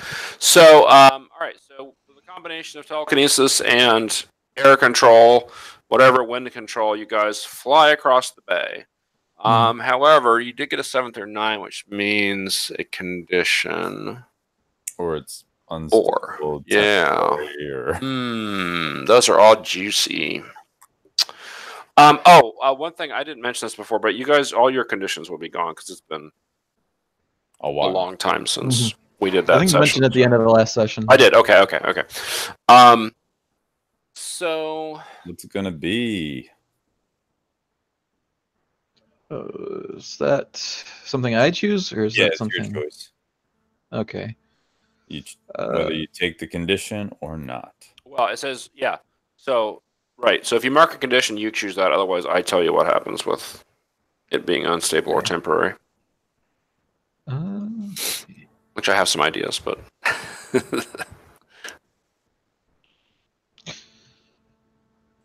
Sure, let's go with that. Let the GM tell me what happens. Okay. All right. So you're flying across. This big gust of wind comes and picks you guys up and starts carrying you across the bay. Now, because it's obviously super windy, you're basically in like this vortex of wind. So, your costumes, if you're wearing costumes, may become kind of whipped around and stuff like that. But otherwise, you're okay. The wind starts to kind of falter a bit as you're going across. You're like a third of the way across the bay, and all of a sudden the wind kind of dies down a bit, and Latria has to jump in and telekinesis everybody off of falling in the water. And so this telekinesis is not super fast, and probably Latria is not used to moving this many people at once, I would say, probably. So it just slows everything down. And so you start getting closer and closer to the water. You're still off the water, but and then, the wind picks back up. So Enki kind of gets more control over what's happening. And so you're kind of working together. And so as you're crossing the bay, you have drawn the attention of some people in some boats. We're like, what's going on? So there's like a yacht where they're having like some kind of fancy party on the yacht. And there's a bunch of people on the main deck there kind of looking at you, and they've got their cameras out, and they're like, because like I said, Halcyon City, it's not like a freak out moment to see somebody flying, but it's still, normal people still get, amused by it, obviously. So, but the other thing that you've drawn the attention of is a Coast Guard vessel. So there's like a very small, just kind of a patrol vessel that just kind of cruises around, maybe. And so they're kind of at least, kind of eyeing you guys because this is a little weird, and they don't know who you are. So what's that? We're not in the water. It's okay. So so what would you guys do? So we'll say the Coast Guard kind of like gets on the little speaker, and they're like, state your business here and blah blah blah. Like, how would you guys react to that? Oh, let's just keep moving. We just get to Halcyon City. It's fine. It's fine. So are you Are you guys ignoring the Coast Guard or trying to avoid them? I think Enki is currently concentrating just on keeping this from falling any further, so Sure, probably not. Just shout back, leave us alone before we fall in the water. All right. All We're right. not on boats, so we're out of your jurisdiction. All right. You're not air patrol. All right. Let's see. What is B? I don't think you need to roll for that. I mean, I feel like they aren't really in the mood to start anything with supers. These guys are not super powered, and it's pretty clear that you guys are. So you don't appear to be doing anything super dangerous. So they just kind of, radio back to headquarters and say, "Hey, there's people flying around out here," and they don't know who you are. But other than that, you think you're probably all right. But you've been spotted by the Coast Guard, at least whatever that means. So, all right, you arrive in on solid ground, which is nice. Now what?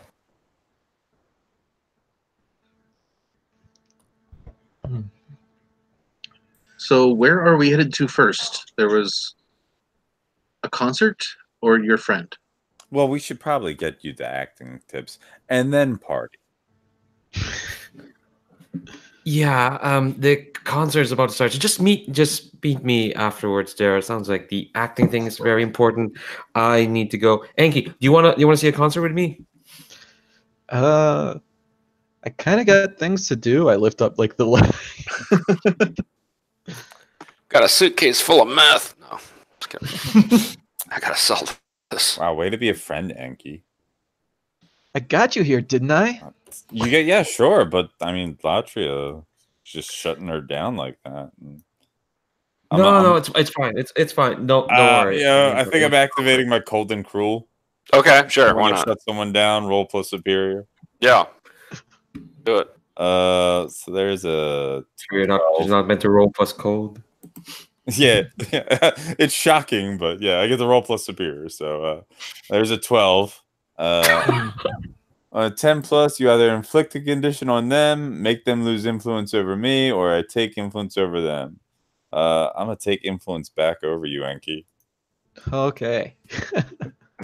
They're like, oh, geez, my words cut deep. Yeah. So, All right. Yeah, and over here I'm like, no, it's fine. It's fine. Like I can go to concert by myself. I'll meet up with you as quick as I can, Latria. Take your time. Don't get in too much trouble. Me get into trouble without you, that would make sense. Exciting.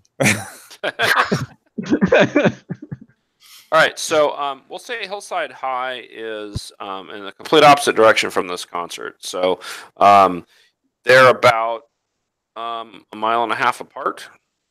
The concert is actually starting at 9, so you have a half an hour to get there, Latria, if that's your goal. In terms of Hillside High, you have been Jenny is going to meet you actually at the auditorium where they do plays and stuff like that. So that's easy enough to find. So it depends on kind of how you guys want to get there. There wasn't really like a time specified, so you think that Jenny's just kind of waiting for you guys. And I don't know what Enki's doing. We'll talk about that. But.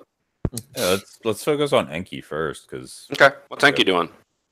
Enki's plan is to go raid her father's house for help for the midterm project. That does sound also exciting. get some stuff that they left behind when they moved away. That sounds very exciting. Let's do it. So what is Anu's? So this is Anu's like base? Yeah, it's at this point it's pretty much his house because he's more or less retired. But yes, it's his base as well. Okay. So where is this? I haven't really looked at the book material as far as Halcyon City is. There like it doesn't matter. Make something up. We'll make it work. Where? Is it something that's obviously? I imagine since he's a supervillain, it's not something that's obviously his base. Like not a big sign that says Anu's Supervillains Emporium. Where would he put this place? I think it's hidden behind an illusion. So it's like in the city, it's just like there's an alleyway, and if you walk down the alleyway, all of a sudden the scenery changes and you're Cool. somewhere else. Like Diagon Alley. Yeah, kind of. It's like that, except you're not walking through a wall. You're just like Right. walking through an archway, and Okay. if you walk through that, the view changes. Okay, so where do you think that would be in relationship to these two other places that we're talking about? So we've got a stadium, basically, right, where there's a concert, and then you've got Hillside High. Well, then they're about a mile and a half apart. So would this be downtown? Would it be out in some remote area? Like, where do you imagine this would be? I imagine it would be like sort of on the border between downtown and like getting more towards the less dense areas. Okay, so it sounds to me like it's probably between these two locations. So we'll say it's about 45 minutes between each. So just to make the math a little bit easier. So okay. So okay. So how are you going to get there? So you guys are basically at the wharf. We'll say you've landed at the wharf. The wharf is alive with a lot of people doing social stuff at night. So there's a lot of, it's mostly adults. You probably won't see a ton of people your age here, but maybe a handful.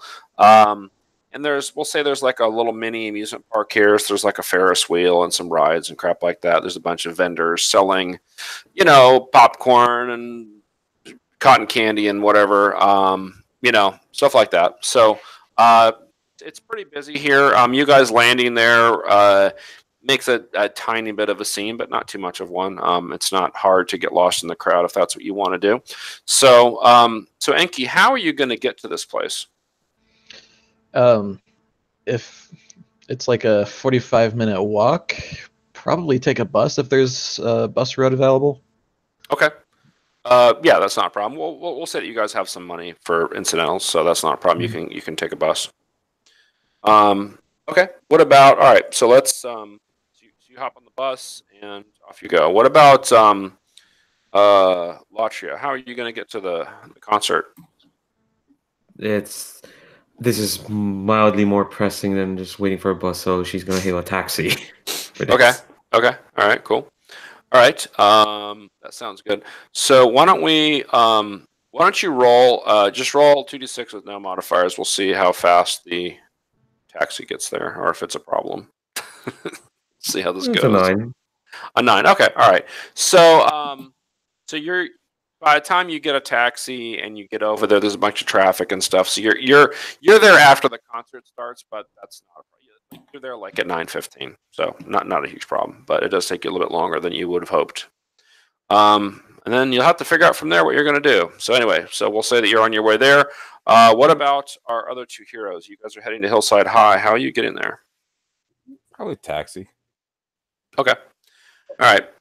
I got plenty of money, so yeah, because I make good money from my fans. Yes. Are you communicating with Jenny? Totally, yeah. Okay. Exchanging texts. We're on our way. We just landed in the wharf, so cool. Jenny seems very excited about you coming there, and you notice as you're checking your. We'll say you guys are in the taxi. You're heading over there. You are checking your forums, your comments, or whatever.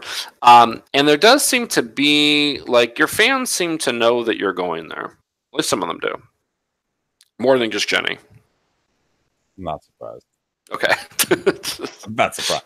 All right. So you guys will get there about probably 9:15, 9:20. Okay, cool. So I'm going to go back to Enki because I think this is probably of interest. So you get there. You know, obviously, how to get to this place. What kind of, other than the illusion, is there anything else that your character would be aware of that you need to be careful with? I think there's probably like some monitoring spells that are like, hey, there's an intruder type thing. At one point, Enki was tied into and wouldn't set off an alert unless her dad was being particularly controlling. Yeah. But I think they know they're there, and they've probably got enough of a handle on them to at least try and fool them. So how would you do that? I think it would be that would be tapping into the magical powers, probably using a little bit of the stuff that I learned from the Magitech class and my other magic-based classes to just sort of deconstruct it and make it think I'm like a small animal that would crosses the boundary all the time, like a rat or a squirrel or something. Okay. So that sounds to me like unleashing your powers. Yeah. So why don't you roll plus your freak? Okay, we're starting off as a 7 + 1. That's an 8. Oh, real quick. So we do have the one team. I want to look at. I don't think because you guys aren't all together, right? So I think yeah, I we don't think. spent it too. So. Oh, you spent it. That's true. Okay, Yeah. so you guys don't have any team right now. Okay, that's fine. All right. Yep. All right. So you got an 8. Is that what you said? Yes. Okay. So again, you have the choice. You can mark a condition, or I will do something. I think I'll mark insecure because it's obviously bringing up a lot of memories and old insecurities being back here. Okay. All right. Cool. All right. So, okay. So you're what? So you're making an illusion, or are you actually shape changing into something? I think it's not even really a visible thing, except maybe like there's a brief glow as the spell goes off. It's just as I'm crossing the wards, I'm telling the wards that I'm a squirrel. Oh, gotcha. Okay.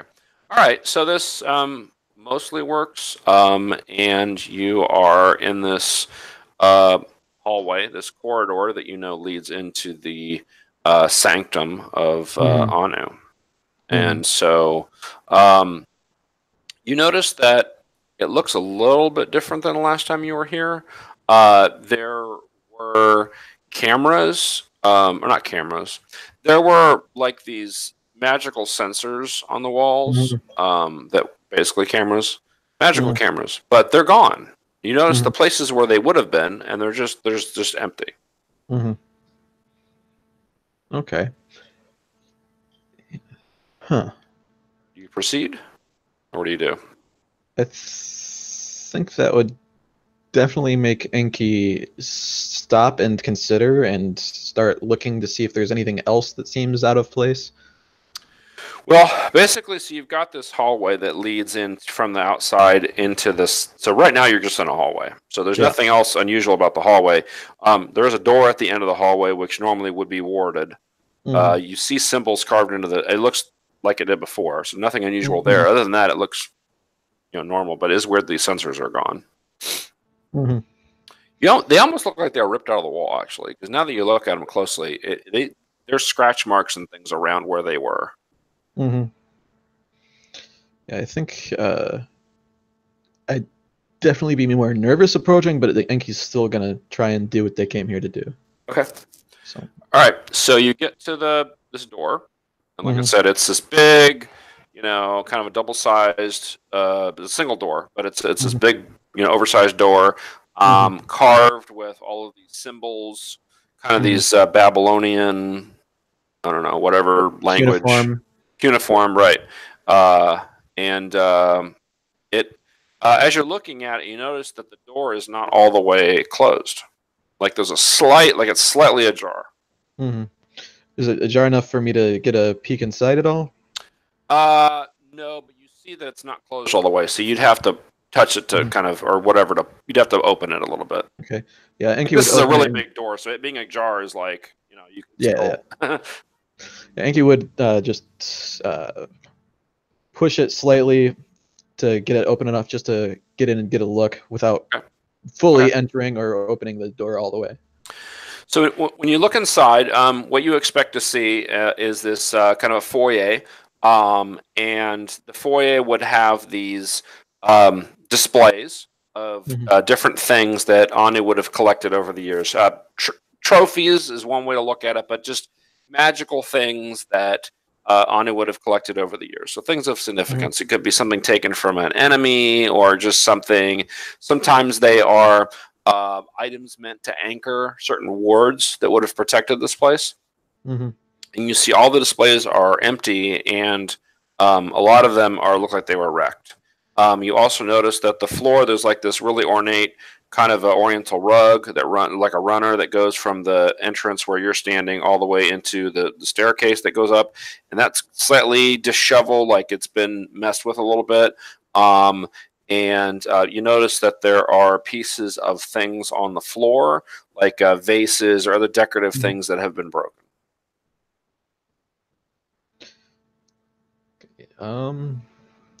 Enki is now entirely freaked out, and is probably pausing longer than they should in the door, trying to decide what to do.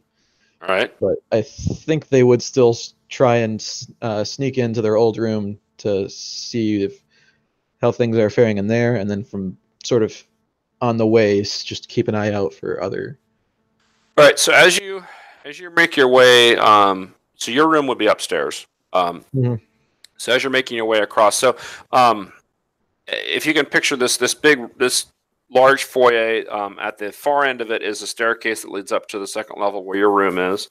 On the ground floor, there's also hallways that run, to other places inside the house. So there'd be like one that goes to the kitchen, one that goes to like a study or something, we'll say. So you notice as you're getting close to the stairs, you hear this kind of a thud, thud, thud, thud coming from, sounds like to your right. So the direction of the study, you hear this noise. It sounds like something walking, but very heavily.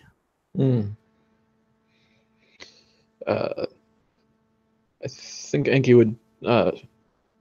So do I have to pass that hallway to get up the stairs? No, you can just keep going up the stairs if you want. Although whatever this thing is doesn't sound like it's moving really quickly. Like you could probably, if you wanted to avoid it seeing you, you probably could.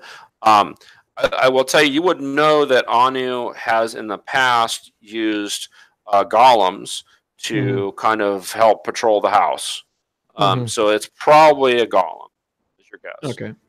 And they have names and stuff, like them. So they might not necessarily be hostile to you. You don't know. Yeah, I think they've probably got names that are like excessively grandiose, like they're named after ancient Persian kings or something. Sure. With the real pronunciation, not the Americanized pronunciation. Yeah. Not Cyrus, it's Kurash.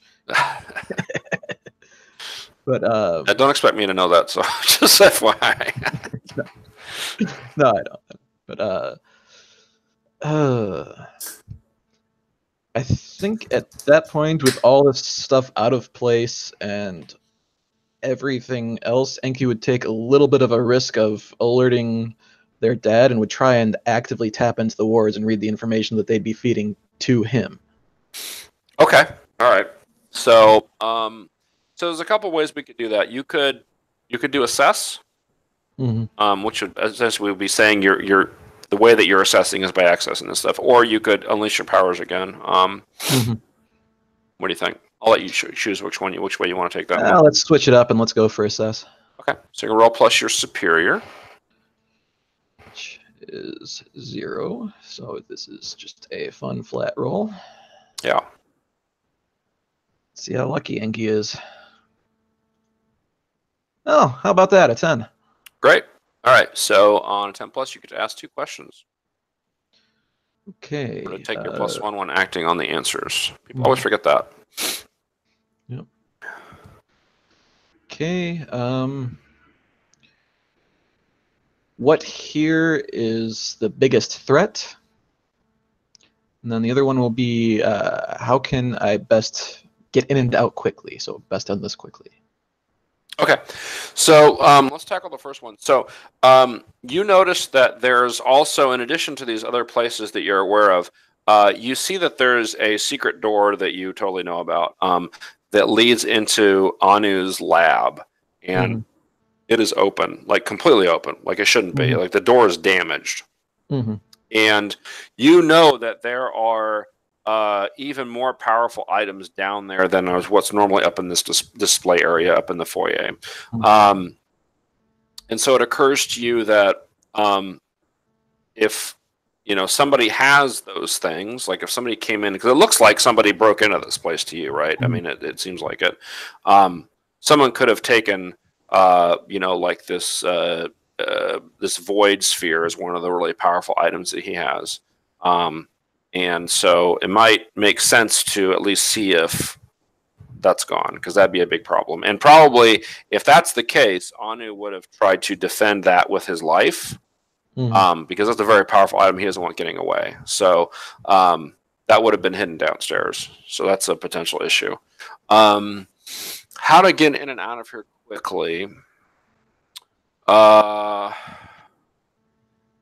Well, I mean, you know that there's a teleportation circle up in Anu's bedroom. You could use that to get out quickly if you had to. So the teleportation circle is set to a place though, and you don't know where it would go. But you could definitely get out of here. Where you would go is another question, but you would get out of here, that's for sure. And you know how to use it, obviously. Yeah. Okay, with that information, I guess I'm not sure if with how assess works. Would the wards tell me if that was the golem that I was sensing, or if that was something else? Oh yeah. So probably while you're concentrating on this stuff, the golem you'd at least be able to see the golem now. So the golem's basically, and it's this big like earth elemental looking thing, and it's kind of cruising around, and you notice that one of its arms is missing. So it only has one arm. And as it gets close, because it's like you're kind of seeing a silhouette of it as it's kind of cruising through the study. And as it's getting closer, you see chips out of it, like it's damaged. And this is one that you call Buster. And he has some name that's hard to pronounce. So we've called him Buster. And so he's just kind of lumbering forward. And you don't know if he can see you, but he might be able to see you. But he's just kind of walking his normal gait as he's walking through the study. What was your other question? I'm sorry. No, I was just trying to get in from if I knew it was a golem because I was tapping into the wards. Oh yeah, no, yeah, definitely. Fictionally, that would have told me that, but with the move being assessed, I don't know. Yeah, you physically see it now, so you know exactly what it is. All right. Okay, I think Enki's going to say, Buster, follow me, and start walking cautiously down towards the lab. All right, so Buster comes in to the study, and the foyer, and sure enough, he's all beat up. He says, "Good thing you're here. Master is gone. Big battle. What happened?" Men came and attacked. I tried to stop them." And he kind of looks at his missing arm. Where did Father go? He used the circle. He is gone. He's been gone for a long time. Is anyone else still in the house? No, I don't think so. I think you will breathe like a sigh of relief at that and relax a bit more and sort of probably take a tour, see what's missing. So, do you try to go downstairs at all at this point, or are you going to search the ground floor first?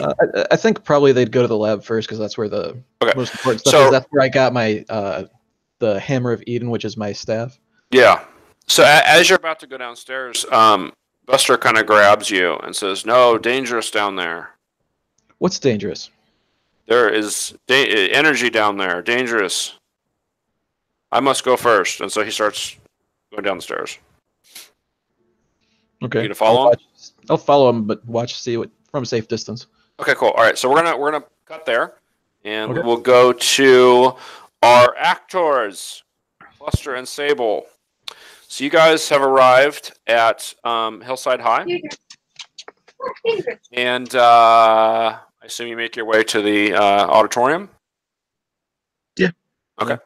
So as you're getting close to the auditorium, you notice that there are quite a few people out front, and there is a banner that says "Sable Tigressa" on it, and it's obviously handmade. And there's a bunch of cheering fans that you would probably recognize that are waiting for you out front. What does Sable do? She smiles and thanks them. It's the usual. We heard that you're gonna. Who's that? And they're like pointing at Cluster. This is Cluster, my teammate. Oh, we've seen him. We didn't know he had a name. Uh, Is he a human or what's the deal? he's my friend. That's what the deal is. Well, Jenny said we could watch, so we're gonna go inside now. Okay. Well. Sable, I did not know we were going to have an audience like this. Neither did I, but the best way to learn is to jump in feet first. That's an Earth saying. This is making me very uncomfortable. Right. So there's about 20 of these people there. Buster, you gotta remember, you'll be performing in front of your classroom, and if you can perform in front of these strangers, then performing in front of people you know will be so much easier. But I thought I was learning, not performing. Well, they go hand in hand. You're learning how to perform. All right. So there's these 20. We'll say they're mostly teenagers. They're all your age or younger. You do notice as you're looking around a little bit before you go inside that there are some parents kind of hovering nearby, like by their cars, like kind of standing there watching, going like, "What's going on here?" So, but they don't bother you. But their parents are outside, so if something were to happen. So anyway, so you go in, I assume, and sure enough, Jenny Fields is there. She has the whole stage lit up, and she's got. It turns out they did a. She tells you that they did a Shakespeare play recently, so she got some of her friends to drag out a bunch of the props and stuff and stage, materials that they had from that play. So just to kind of make it a little bit more, Thank you so much. You didn't need to. I'm very flattered, but this is gonna be awesome. Well, remember, this is to help my friend Cluster. Oh yeah, right. Yeah, Cluster, right. That's that guy, right? Hello. Hi. What are you made out of? She's like looking at you, kind of like examining your crystals. It is a crystalline structure. Interesting. Like diamonds? Similar. I mean, are they worth money? No. We'll see about that.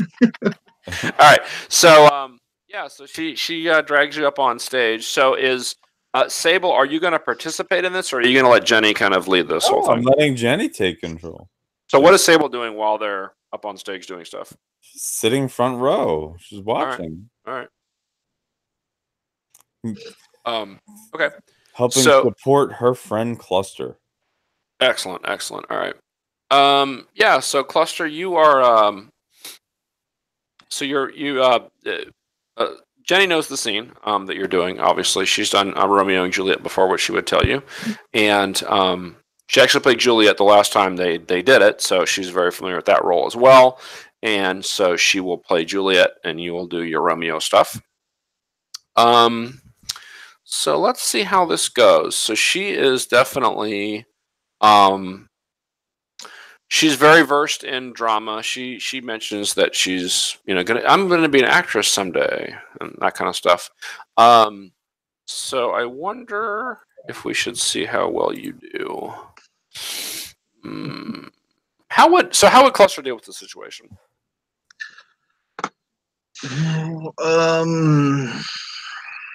The situation of performing in front of a bunch of people here, and this isn't just your friend now. You've got your friends here, but you've got all these people you don't know. Probably not great. Kind of, like I usually like to be part of a crowd, not in front of a crowd. So, yeah. Okay. Kind of shrinking violet type. Okay. So, would Cluster be nervous in this situation, or anxious, or anxious would be a good word for it? Yeah. Okay. So, how would you deal with that anxiety? Would you be unable to remember your lines, or would you fidget a whole bunch, or what do you think that looks like? I would fidgeting a whole bunch and just like trying to get through the lines as quickly as possible in like a real mumbled, real mumbled and low volume speech. Now, what does fidgeting look like for? Because I imagine my impression of cluster is that you can move your crystals around, right? So, Yeah. is that what that looks like? Yeah, so he kind of looks like almost like a disco ball, as like the different little crystals are kind of moving themselves around. Yeah. So Jenny will look at Sable. Is this supposed to do this? I mean, it's kind of cool. So I'll make sure everything's okay. Just calm down, Cluster. Just focus on me and remember the lines. I know you have them memorized. So, that sounds like you're comforting or something. Yeah, I can't avoid it. Why don't we do that? There's a 2 again. Oh God, that's right. Your mundane is terrible. All right. Yeah. All right. So I'm much better at insulting people, you know? Yes. I think we need to leave now. All right. So I'm gonna let's see. So let me think about what that would do. So Well, here's it. Cluster, how do you react to me? Do I come off condescending? Do I come off like, did I just do this all for myself? Yeah, this is not what I agreed to. This is completely wrong. Why would you? Were you trying to embarrass me by bringing me here? I don't appreciate this. So okay.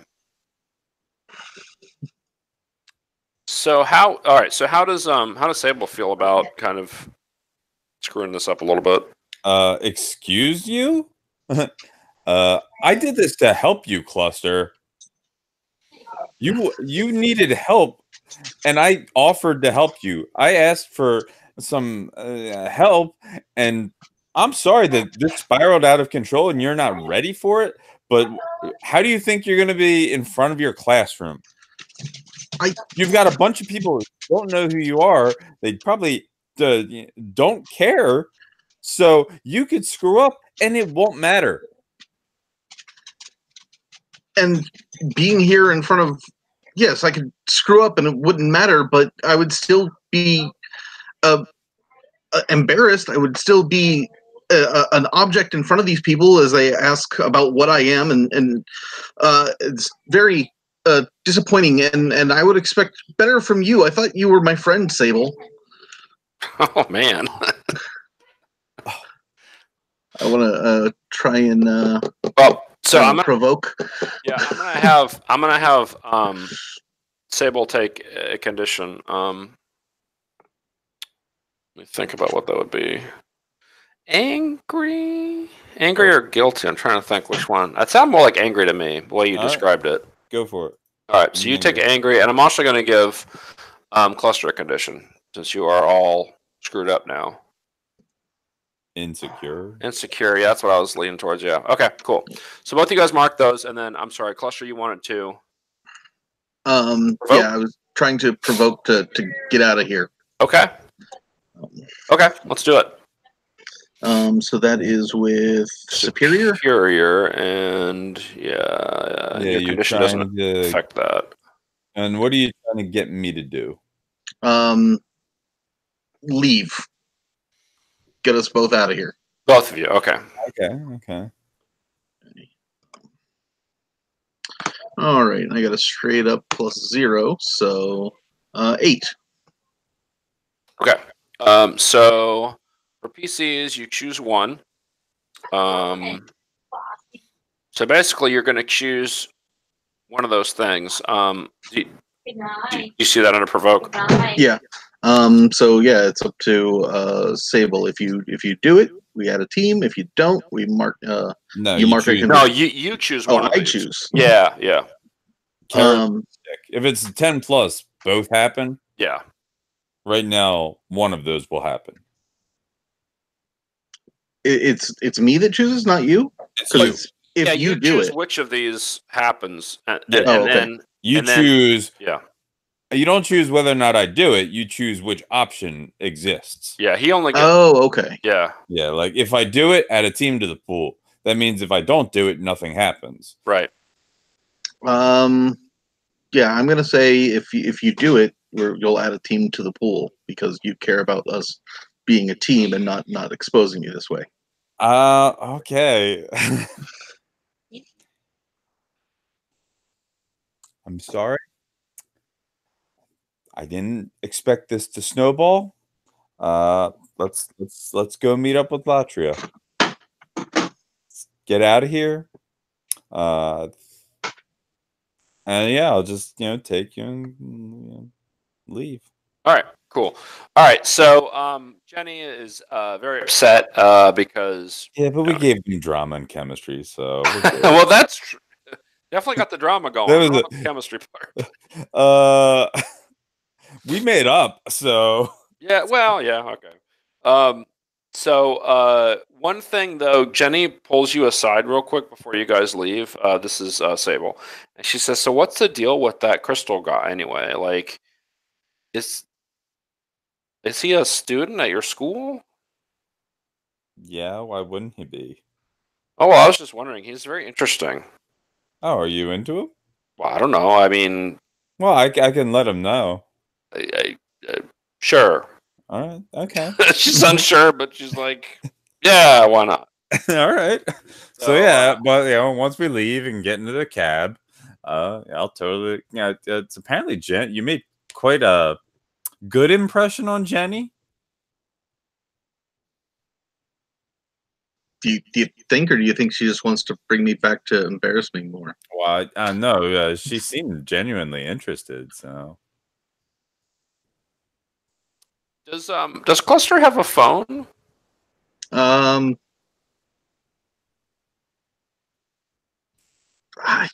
Probably not. No. well, I mean, I could legitimately see him not having fix one. that. Then You know. we will get you a phone. We'll get you a phone. All right. Well, anyway, so certainly, Sable has a way to contact Jenny. So. Yeah. Okay. Here's her digits. You're like, what do I do with these numbers? Oh, the Outsider's a lot of fun. All right, cool. Okay, so you guys are heading back to where? Where are you heading? To the club. The stadium? Yeah. Wherever Latria said to meet her. Yeah, this is like a big sports stadium where the concert Okay. is. So it's a big deal. Okay, cool. So I'll take you a little while to get over there. Let's go to Latria then and see how Latria's doing. So you have arrived at the this giant like football stadium basically. This is a really big deal. So the Razor Blades are a band that tours globally. So they're a really big deal. So there's probably 30 or 40,000 people at this concert, and there's a bunch of roads blocked off for traffic and stuff like that. So it's a big deal. So you've arrived at the closest the taxi can get, which is probably another block or two from the stadium. But you arrive about 15 minutes after the concert has started. You hear noise. You see the lights coming out of the stadium. Obviously, things are happening. So what do you do? I think, I'm nervous because I only have a vague hint that Arya might be here. So I think what I'm gonna do is I'm kind of waiting and like trying to calm myself down. Like, all right, I gotta find her for whatever reason. Yeah, I'm gonna. How would you find her? I'm going to charge up my. Let's do that. I'm gonna charge up my powers. Yeah, I don't have yeah. conditions, so just a flat 2d6. Okay. 6, 7. Oh, okay. So all right. So What'd you get? on the 7 to 9, I just mark a condition. Oh, okay, okay. We've all now got a condition. I'm doing my job. Yeah. So I think I'm. Yeah. What am I feeling? Not that I had anything to do with it. Yeah. So I think it's just a bit overwhelming. So I think I just feel insecure. Like Insecure? Okay, sure. yeah. So because I can't charge it right now, so all right, I'm gonna try and get in. It's probably hard to get in because the concert's already started and people walking around. So I'm going to try I'm gonna try a trick that I've only vaguely heard about in school, which is I'm gonna try and kind of use my telepathy to like kind of like erase myself from people's vision so they don't see me, so I can sneak in. That's sounds like unleashing the Definitely power. sounds like unleash your powers. Yeah. So are you doing this when you get to the stadium, or are you doing it now? Like, because you got, like I said, you're called Blockstrom Stadium, so no one's going to bother you in that distance at least. But when you getting in is going to be tricky because you don't have a ticket. That's going to be your biggest hurdle. Yeah, no, this is what I'm doing to get Yeah. in without a Okay. ticket. So roll streak. 7. Thank Christ. Barely made it over. Yep. So you get to choose. You get another condition, or I will weigh in. I'll take another condition. So Okay. maybe it'll help rolling my burn a bit better. I think I'm getting a bit afraid. I don't think I like big crowds. Yeah. Okay. I'm used to having big crowds in the church because of me. But so yeah, I'm gonna mark a condition to make sure the effect happens. Remind you of any kind of religious gatherings that your parents would have had? Like, do they have anything this big, or is this bigger than what they normally have? This is way bigger than what they normally have, but the energy's kind of the same. It's like everyone's pouring their attention and worship into one singular moment. So I feel afraid right now. All right, but you do get in, so you are able to do it. As far as you know, I mean, you're able to get past the ticket people. You get the sense that this is temporary, though. Like, you won't be able to maintain this forever, but once you get inside, maybe you won't have to worry about it as much. So you definitely get in. So now what? This place is packed full of people. Now, so you're in this kind of concourse that wraps around the whole interior of the stadium. So if you can imagine what it looks like, you've got these stands where everybody is sitting, right? So behind that is this giant concourse where there's concessions, people selling food and drinks and stuff like that. There's some people milling around there, not a ton of people. Most people are inside the stadium, like in the seats, and the music is very loud at this point. It's coming through all of these. So periodically there's a kind of an entrance that allows you to get from the concourse into where the seats are. So the music is just coming right through there. It's kind of channeling the noise right at you. So so there's a ton of people here. Like I said, it's very loud. There's lots of lights. Have you ever has Latria ever heard this music before? No, I don't think she even knew this band existed. Also, I just realized something. I say that 79 with that burn, but I still get the hold. Actually, I just realized that. From your burn. Yeah, so I do have 2 burns. Yeah, I thought so. I do get a condition in this. So cool. Right. Okay. I don't think I've lived. I think Latria is a very buttoned down girl. I think the most she does do like choir music, and she's moved on to classical music. she was when she had her headphones on, it was just a lot of Schubert playing. She's such a square. Okay. So this kind of music, which I guess it's like very punkish and loud and fast. It's a bit much for her, and I think what she's going to do is she just wants to get in here and just find her friend if she's here. So I'm gonna do is I'm gonna spend a burn to use my elemental awareness. Okay. Mark another condition. All right. God, I think I'm feeling hopeless because there's overwhelmed by the crowd and stuff, and the noise. Yeah, the crowd noise and whatnot. But element awareness, I open up my mind to the world around me. My powers works well with telepathy, so I can ask one question. The GM will answer honestly. Okay. So where is Arya in this place? So we'll say you close your eyes and you're trying to picture where Arya is, and you do see her. She's in a very strange place. So she's not in where the concert's happening, although you can we'll say that you can kind of hear and see what's happening around her, and you can definitely hear a muted noise from the concert. But she's not in where the main show is happening. She's somewhere else. You see a lot of like food kind of laid out, food and snacks laid out on a table. You see a lot of like sofas of various qualities and sizes. You see a bunch of big not drapes, curtains, kind of like where you guys saw at the aquarium where they were having that speech.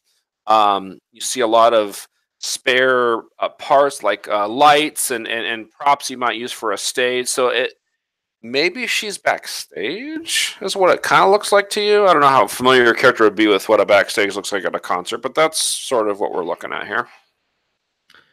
Yeah, I think. And sorry, one more thing. And she is. There are 3 adult males like standing around her, kind of. They're kind of. You can't really hear what they're saying, but it looks like they're talking to her and kind of aggressively. Yeah, I think yeah, I'll definitely like try to bumble my way backstage. Okay. Just cut through this crowd and try to find. I'm sure there's like probably a very prominent guard protecting the place, protecting like the way into backstage, and I'm going to try and make my way past him. Okay. So, based on where the stage is, you can kind of figure out where the backstage is. You're not 100% sure how to get there. If you walk around the concourse and stuff, you won't see a direct route to get to backstage. So how would you get down there?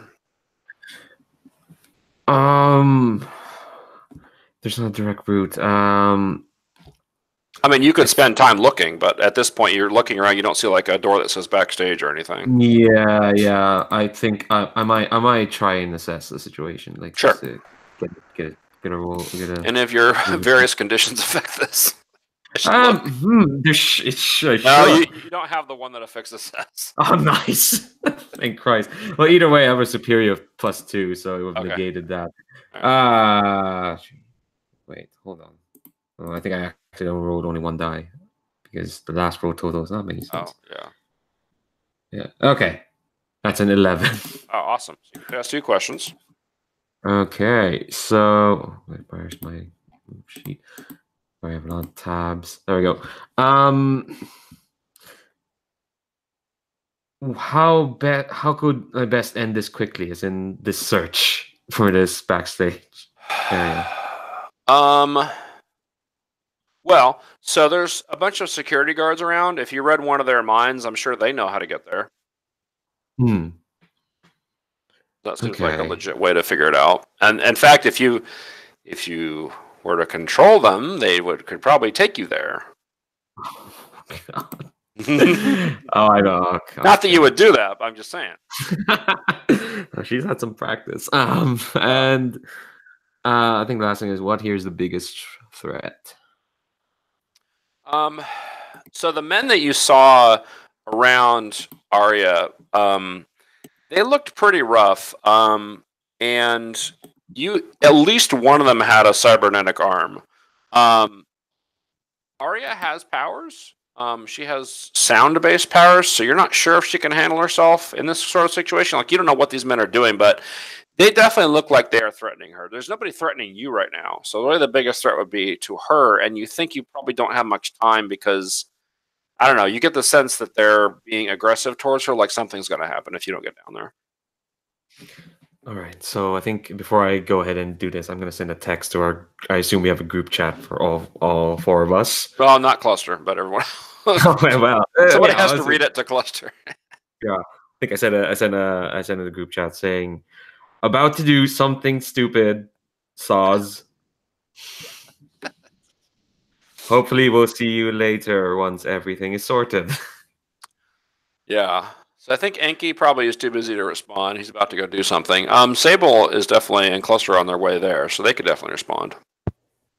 Yeah, totally. And I did. Bunch of question marks. Probably talking emojis. What's going on? We're on our way. So my friend's in danger. There's not much time. Guess I have to be a hero right now. We'll do it. All right, cool. Okay. Question mark. Is that a comfort or supporter? You want to stop rolling that? I'll roll it. I'll roll it. No problem. Actually, let's see. You've got Oh, this. they can clear a condition if you do this. I think that's a good idea. Yeah, do it. You've got this. Latria's about to get knocked out, so yeah. You're fucking awesome. All right. But Roll with that no- -2. Yep. Yep. Hey, there's a 6. This total. Fantastic. All right. So, Damn it. I mean, is there any team? Yeah, I was gonna say we have no team, right? No. No, there is one. What you said. Yeah, there is one. A team. So theoretically, Cluster could probably help. Yeah. Well, the only thing is voice you guys chat, aren't baby. there, so your help would have to be over text. Yeah, it's voice chat. Yeah. Or you can let Latria spend the team on whatever the hell she's about to do. No, I think I prefer Cluster, this do you team. want to help? Is the question. yeah, I can help and say make sure to tell Latria to Well, you're in voice chat, so just give a little bit more encouragement. Say, it'll go great. You'll be fine. All right. there you go. All right. So we'll say that you now have a 7, which is a hit, and they hear you. So you can mark potential or clear condition or shift labels if they open up. Yeah. Yeah, and I think a Tekla saying, I think if there's a bit of a pause, and then a Tekla saying, I think what would you say? She says like, okay, if you say so, I'll do it. I'll be a hero. Thanks, guys. Okay. All right. I'm absolutely clearing hopeless. Yeah, that sounds like a good idea. Okay, cool. Because what I'm going to do is I'm going to march up to a security guard. Yeah. I'm going to do a thing I have not done since I left my parents. I'm kind of like putting my hand to my head and kind of like going to implant suggestion to them and basically say, I think I'm on the guest list. I'm on the VIP list. Yeah. I'm gonna roll plus freak. That's all unleashing. right. Hey, my name is Able to Aggressive. No, we could have just waited, but there's no time. 5, 6, 7, 8, 9. So close. 9. Alrighty. Well, we got the same old choice. Get a condition, or I can do something. I think. Let me see. What conditions I can still take. I can retake. No, I'm not gonna do that. Become hopeless again. Yeah, I think. I can see guilty though, because remember you said that you didn't want to use your powers this way. Yes. Oh, absolutely. Yes. No, that makes sense. Thanks. Okay. Yes, I'll take guilty. Okay. So yes, you're able to mind control this guy. Is that what you're trying to do? You're trying to mind control him? Yeah. Okay. Yeah. So he will totally take you down to the backstage area. So he radios, "Oh, we got another VIP, blah blah blah," and then he just drags you down there. Not drags you, but takes you down to the backstage area. So you walk the kind of the circuitous route through these areas kind of behind all the stands and stuff like that, and the concession areas into these like kind of staff only areas. Eventually you make it down to the backstage area, and the guard is just kind of looking at you blankly. Oh, I think. Oh my god! I think I'm gonna try and control this guy as well. I think. No, I think I get the guy I'm controlling. Yeah, that's what I meant. The guy you're controlling. So he takes you down there, and then he's just staring at you because he doesn't know what to do now. He's done the thing you asked him to do. So you do see that there's some other people back here. There's this really weird looking guy who is like completely silver, who is just kind of standing, kind of looking your direction now. He wasn't before, but when you guys arrived, he kind of turned and noticed you. You have no idea who this is. Basically, it's like the Silver Surfer. What? Why is the Silver Surfer? It's not really the Silver Surfer. The chromatic wave rider or something. Sure. I think I'm I have to be laser focused. Weird guy, look at me. Deal with me later. I think I'm going to go in, just like, or yeah. I think I'm just gonna go into this to where the guard has led me. Okay. What do you do with the guard? I mean, do you just send him away, or Yeah, do I you want- think. Yeah, I think. I think I can say like, okay, back to your place and forget I was here. Cool. All right. So he's off. He goes. All right. So there's this big backstage area. You do recognize the kind of craft service table or whatever it is, the food snack thing that I mentioned before. So you see that, so you know you're in the right area. The silver guy is just kind of standing. He's about halfway between that and how you actually get onto the stage. So you think maybe he's guarding the entrance to the stage. And then past that, you can see it kind of bends around out of your view. So it's kind of like semicircular in shape, but you see that, like I said, there's a bunch of equipment there. There's a bunch of containers that they would have used to transport their instruments and speakers and things like that. So you see all that kind of piled up. And then past that, you see like a loading dock or something. And you do not see Arya anywhere in here or those men. Shite. I think I am going to kind of. I think I'm gonna walk past the silver guy. I am just trying to like.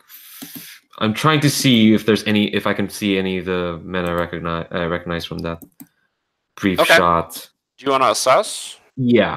Okay. I think it's like assessing. Okay. I don't think you have anything. Oh, Oh, you have guilty. It's -2. Darn it! I got a 10 and now it's an 8. That's okay. It's just actually no. I got a superior. I forgot. I was looking at the wrong side. I have a superior of 2, so that actually cancels out the -2. So I still have that 10. Oh, okay. Cool. Okay, so wow, where's my move sheet? Okay, what? I guess I'll say what here is in the greatest danger. You hear the sounds. It's kind of hard to hear, but you hear a truck start up outside, and you hear a bunch of banging noises in that direction. It's kind of hard to hear over the music, but you do manage to hear this. So there's something by that loading dock. You hear a bunch of noise that way. Obviously, you think Arya's in danger, and you don't see her. Oh God. So how could we best end this quickly?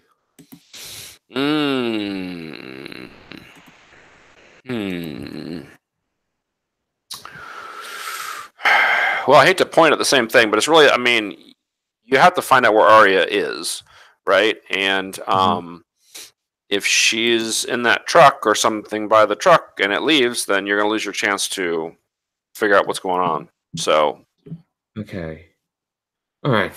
You could also ask the silver guy. I mean, you don't know what his deal is. Okay, I think at this point he doesn't seem hostile to you. He's just kind of watching. Yeah, I think at this point Latria is like kind of getting distressed at her. She's getting irritated, and she just kind of looks at the silver guys like, "Okay, what? Hold on, I'm meant to be here. What are you looking at? Who are you? I haven't seen you around before. I'm late. Late for what? For the concert. For being here. Look. Why are you looking at me? Who are you? Are you a friend of the band? I'm a friend of a. I'm a friend of a friend. Vroom, vroom, vroom. You heard the truck making noise. Look. You're not important. I have someone to look. I'm looking for someone. I don't need your hassle right now. Okay. And I'm gonna turn my back on him and go towards the truck. Oh. Do you want to? Well, okay. So he's as far as you can tell, not going to stop you. But like I said, I mean, he might know something. It's like, okay, and I'm not gonna like. I hear the room. It's like, okay, who? I am going to. I guess this is kind of like piercing the mask. Okay, sure. On this guy. Okay. Yes, this guy who's okay. Just let's like, do that. So this is mundane. Why are and you are you angry? You are angry. So that's minus. Oh, you're not angry. Okay. Yep. Okay, so mundane is -1. That's a 4 plus 4. That's a 7. Okay. So you could ask one question. What do you intend to do? So he is going to definitely stop you from getting on stage, but he's not going to stop you from doing anything else, really. Yeah, I think Latcher's just kind of like, so you're just here to guard the stage, really? That's me. So that means you've seen a lot. Like, my friend's somewhere here. She's been missing for days. And I know she's around here somewhere. I want to know why. Can you describe her? Lots of All girls right. back here. What did I have? Which is weird because you don't see any girls back here right now. Yeah. You're like, what are you talking about? Yeah, wait. I'm not seeing any other girl besides me. Where are they? I think they have gone back to the hotel. Are they in that truck that's about to leave? No, I think they took some girl that was drunk. I don't know where they're taking her though. Is this girl like yay high, black hair, really pale, kind of looks like she should be in a choir? Did she have a really nice voice? I don't know, but basically, yeah, it sounds like Arya from your description. Wait, so they took her to a hotel. Who are they? Some of the roadies. You're being incredibly helpful. Thanks very much. But what hotel? I need to find her. I think it's the Sheraton downtown. Sheraton. Okay. Cool. What's your name? Sorry, I feel like I'm being very impolite. They call me Reflector. Cool. I guess they call me Latria. Nice to see you. I have to go save my friend now. Yes, good idea. Okay, I think I get back on my phone and just text like, friend is at Sheraton Hotel being held by drunk roadies. Meet there.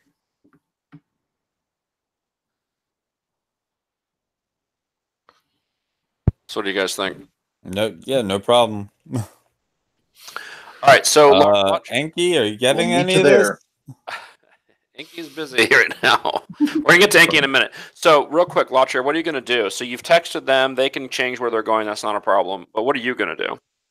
I'm gonna look. As much as this, as I say it long enough, these razor blades sound like they sound like fine music. I'm gonna leave as soon as I can. Do you want to see what's happening in the loading dock? Because you haven't gone over there yet. Yeah, I mean, I'm suspicious because there's a lot of creepy shite happening around here. Yeah, I think I'll pass by the loading dock. Okay, so it's just coming out of the. So when you kind of look over there, you see a truck that is like just leaving, and it's like it's a 10-wheel box truck, unmarked. I mean, it's it's a nondescript truck.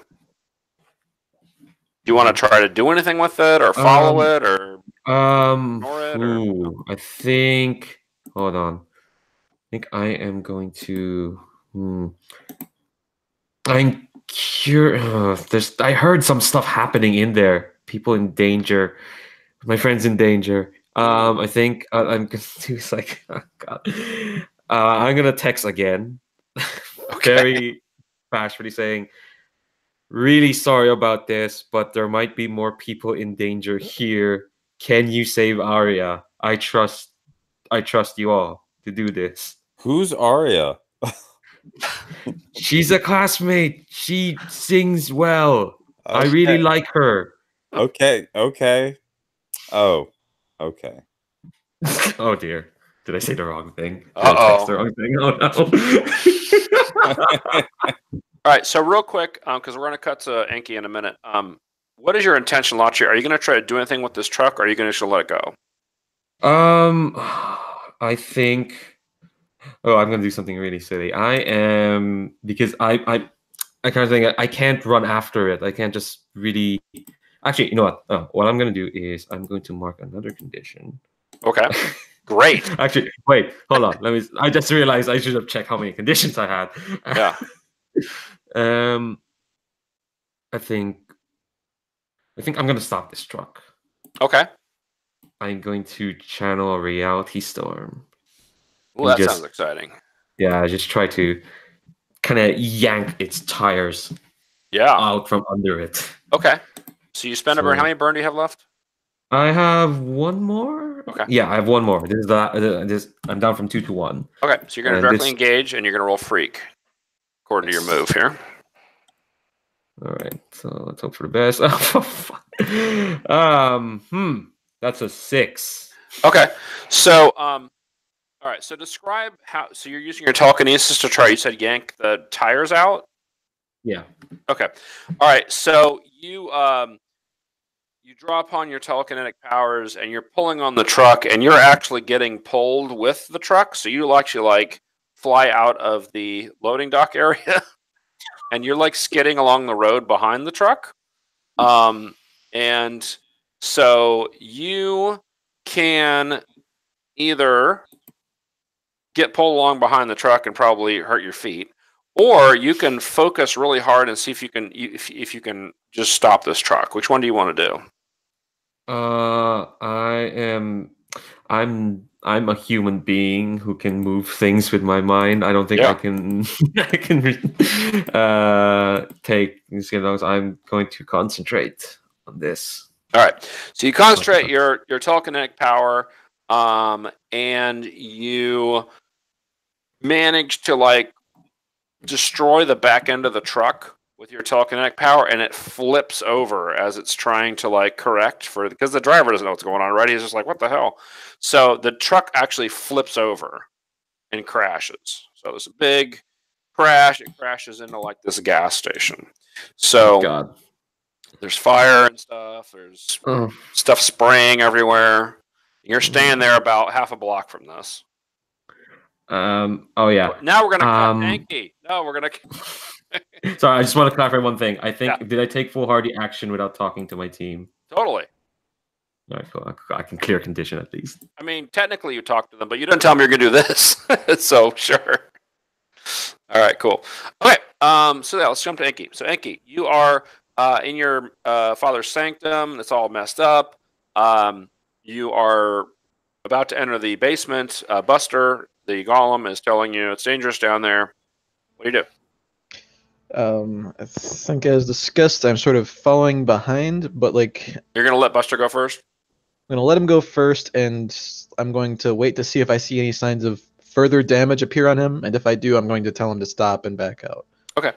So so he's about 8 feet tall, made of stone, big dude, obviously, and he's just kind of lumbering. These stairs he barely fits on these stairs. They're wide enough for a normal person, but he's so he's going down the stairs.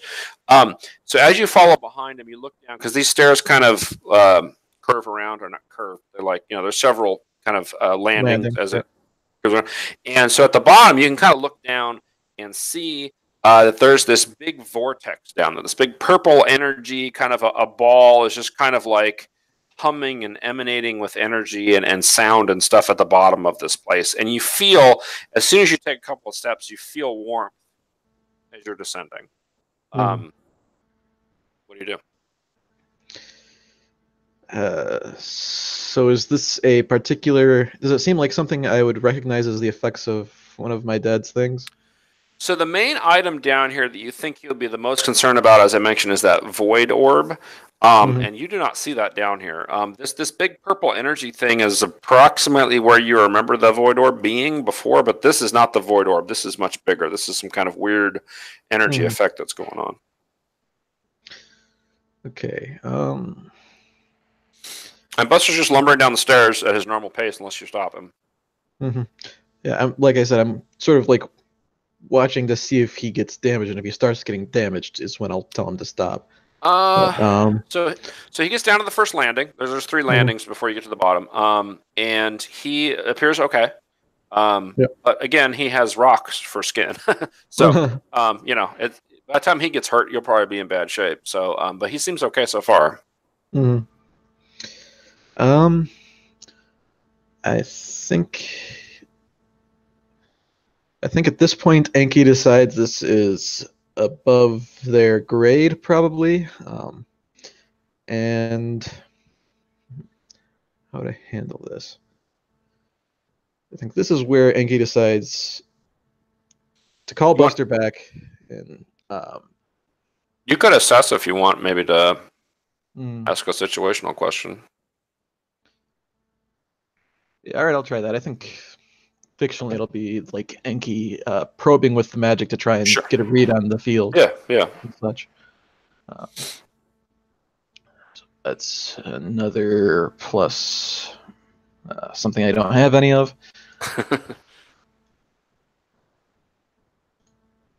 Yeah, you're superior 0.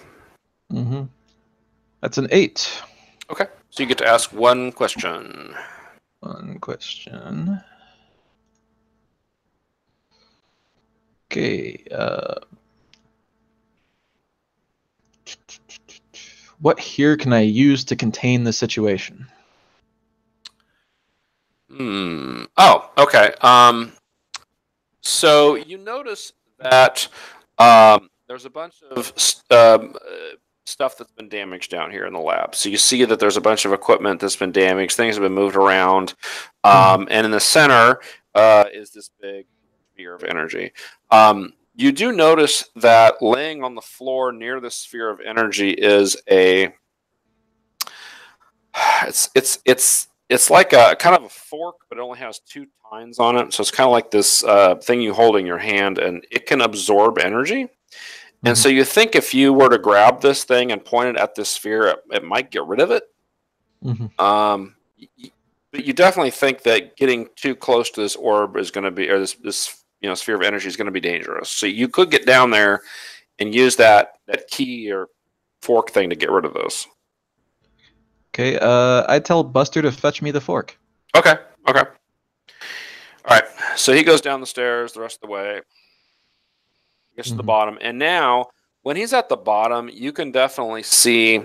So as he gets closer to this sphere of energy, you see like weird kind of streaks coming off of him and going into this sphere. So you're not sure if it's damaging him. It looks like maybe he's not reacting as if he's being damaged, but something's definitely happening as he gets closer to the sphere. Now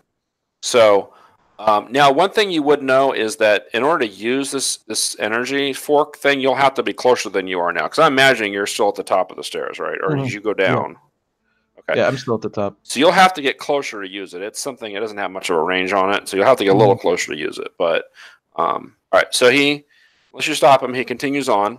And so he's now, there's all these streaks going off of him and into the sphere. And he's slowing down. You see him like slowing down as he's getting closer and closer to this, grabbing this thing. You let him continue? I think I want to try and cast a spell to try and protect him. Sure. Okay. Sounds like you're unleashing your powers. Or you could be doing defend, I guess. Let me think. Yeah, that could be defend. There's a threat. Yeah. Okay. I can do that. Just for something different. Sure, why not? Is my savior 0? Okay. Savior 0. And the condition you have, I don't think affects that. Oh, it does. Oh, do I? Yeah, insecure is -2 to defend. I thought that was to mundane. It's across from mundane. Is that the position or? No, insecure take -2 to stand in defense or reject what others say about you. Oh, I see what it is. Okay. It's not bolded for some reason, but yeah, they're in alphabetic order. Ah, that's okay. Well, this is going to be an interesting roll then. Exciting. Okay, that is a 9, so it just barely squeaks by with a 7. All right. So on a 7 through 9, it costs you expose yourself to danger, escalate the situation. So, okay, so you get to choose one of those. Right? I think I have to get closer to be able to maintain this shielding spell, so I'm exposing myself to danger. Okay. All right. Okay, and then you choose one from that list there. I'm going to clear the condition. Okay, sounds good. All right, so you have to get closer to him, and so you expose yourself to danger. So yeah, so this energy vortex sphere thingy starts also drawing life force from you. Mhm. You have to get close enough for that to start happening. So, but you're able to protect him long enough for him to go over and grab the energy fork thing and then return to you. Mhm. So he moving very slowly now. He starts going up the stairs, and you can see that you see cracks now in his skin, like his very clearly is being damaged by this process. Mhm. But he soldiers on, and he hands you this metal fork thing, Mhm. and then he kind of goes down to one knee. Okay, and then Now this thing is very hot to the touch. You're like, ah, but you have it. yeah, I probably like touch it, burn my hand a bit, and then like wrap it in my cape. And Yeah. All right, it so that now way? you've got this fork thing. and I'm going to use it to try and absorb the energy from the thing. All right, so I'm gonna say unleash your powers. Okay.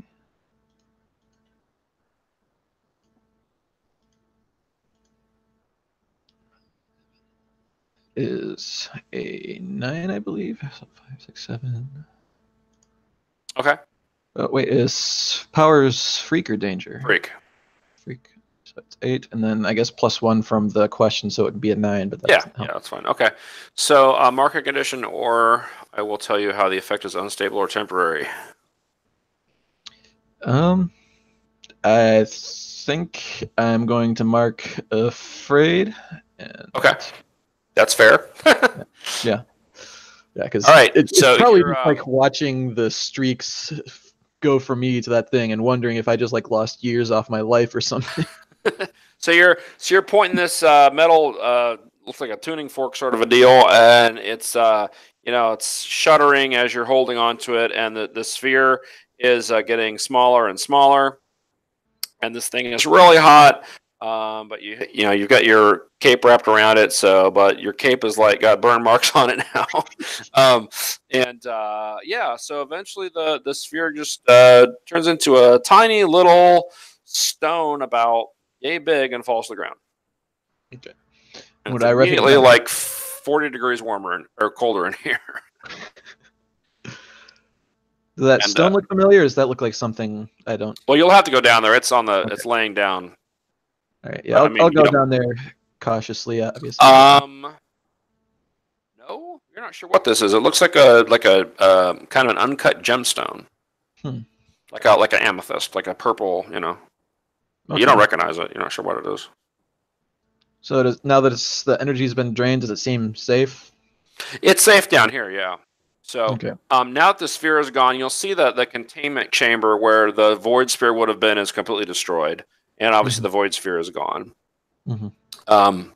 You don't see anything else of value necessarily in here, although you could spend time looking if you really wanted to. At this point, you'll probably start getting the texts that have been going. Yeah.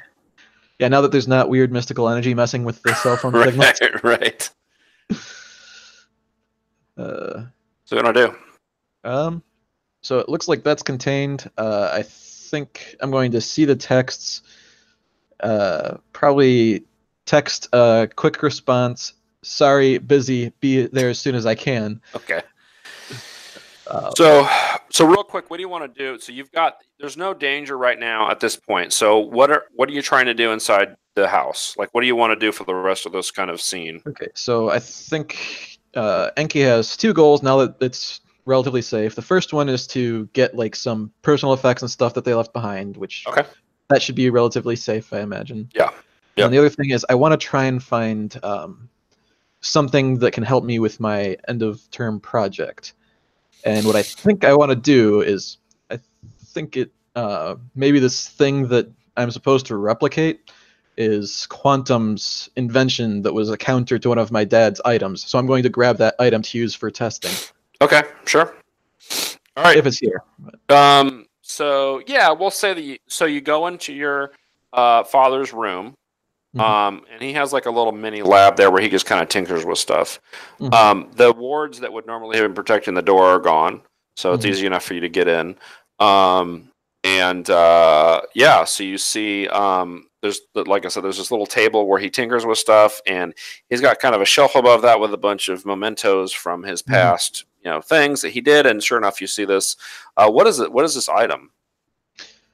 I think it's probably like one of his early like magical artifacts that he dug up. Like it's probably like something that generates some sort of curse. Okay. Like a wand or like what? Yeah, like a scepter. Like scepter. Okay. Okay. Cool. All right. So no problem. You grab that, and then of course, as Buster told you, there's this big teleportation circle in the room too, which is kind of humming as if it's still active. It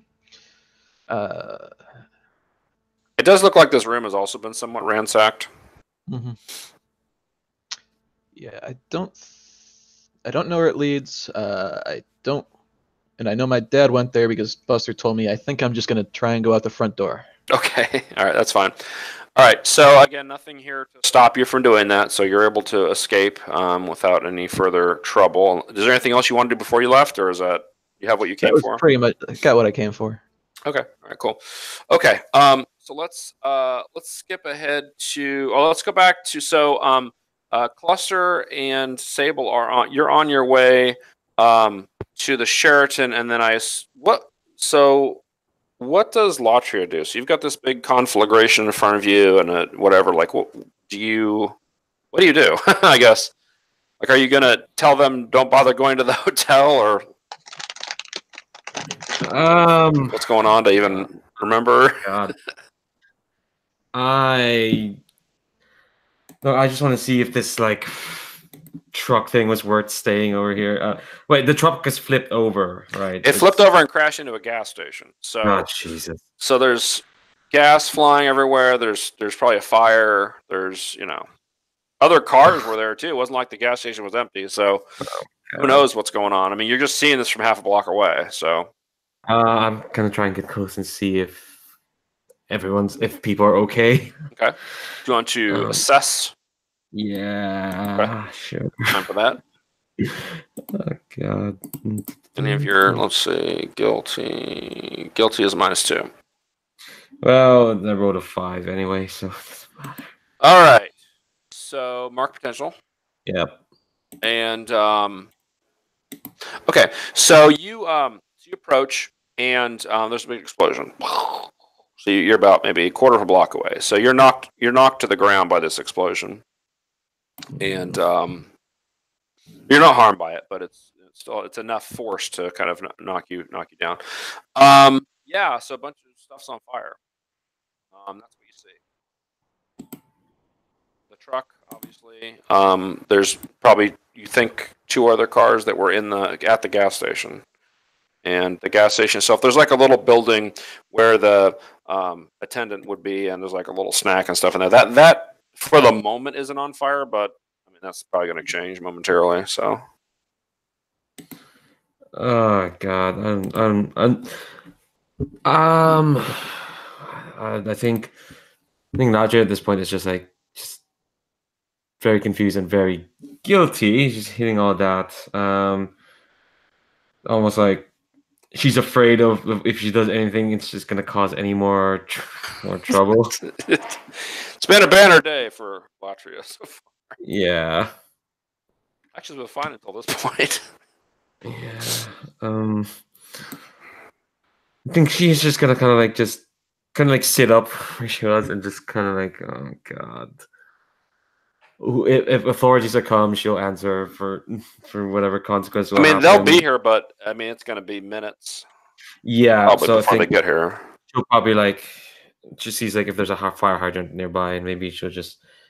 Yeah, there's got to be. You're in the middle of downtown, so there's water lines, there's fire hydrants. Sure. Yeah. I think I'll rip a fire hydrant open. Your telekinesis is just. Yeah. Okay, Yeah. sure. I mean, you can do that without a problem. You rip the fire hydrant off, but the water just shoots straight up. So are you going to try to use your powers to kind of? Yeah, to bend it. Well, bend Okay. it. Like just kind of like control the flow. Now, your character. Let me check here real quick. So let me check Latria's classes. Well, I want to see if you have a science class, because you're I not got sure power if the study. water is going to help a lot with this situation. You're not sure. You can certainly try, but you think certainly the water from this hydrant is not going to be enough to stop this fire. It'll help a little bit, but Mm, you also know there's probably other fire hydrants nearby. yeah.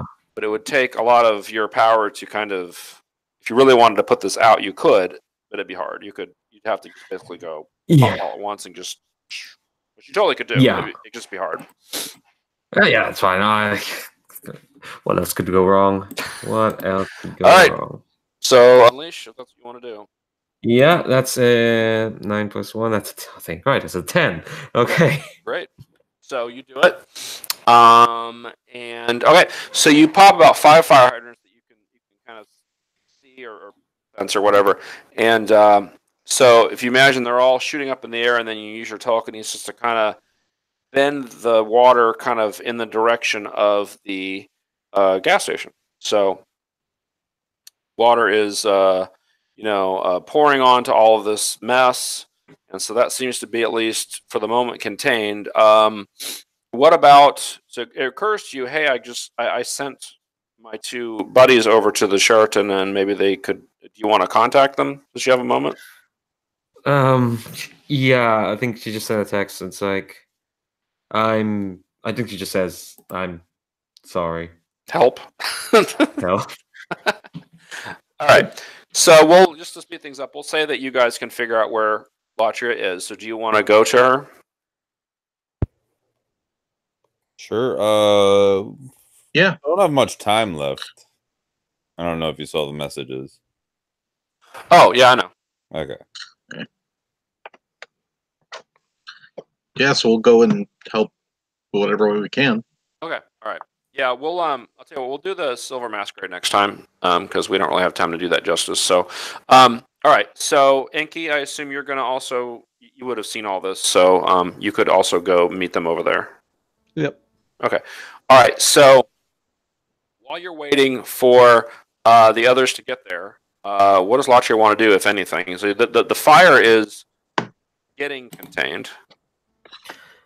Can I like kind of open the truck, see what's inside? You certainly can. You can use your telekinesis to just rip the door, because it's damaged. It's not going to open normally, but you can just. Yeah. So I assume the back of the truck or the cab. Just the back. Okay.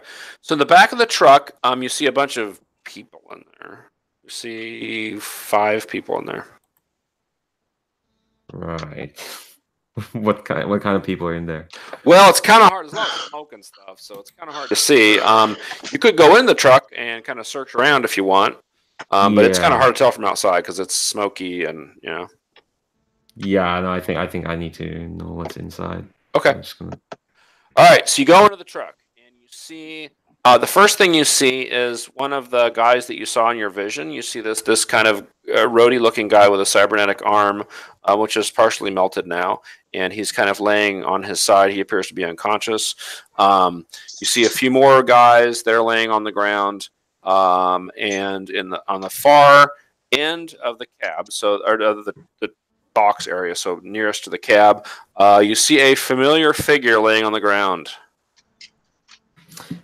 It is a female teenage figure with black hair. Yeah, I think I'm just gonna rush by and like see if she's still alive. It's like, okay, are you alive? And if there's even just a small sign, I'm just gonna quickly try and drag her out. Yeah, no problem. So you pull her out. Her body is like, there's smoke coming off of it. Like you can tell the inside of this thing is definitely scorched. She has got burns on her body. Shit. I think and she's unconscious as well, but she appears to be alive. Yeah. Okay, so I'll try not to touch her and just kind of like grab her in my telekinesis and just float her out of there. Yep. So you guys would know that the cops are certainly, and the first responders, of course, are going to be here momentarily. You could choose to stay and wait for them and explain what happened, or you could get the hell out of there so that they don't ask you questions. You know that Arya should be safe-ish for the moment. Sorry. Does somebody have a question?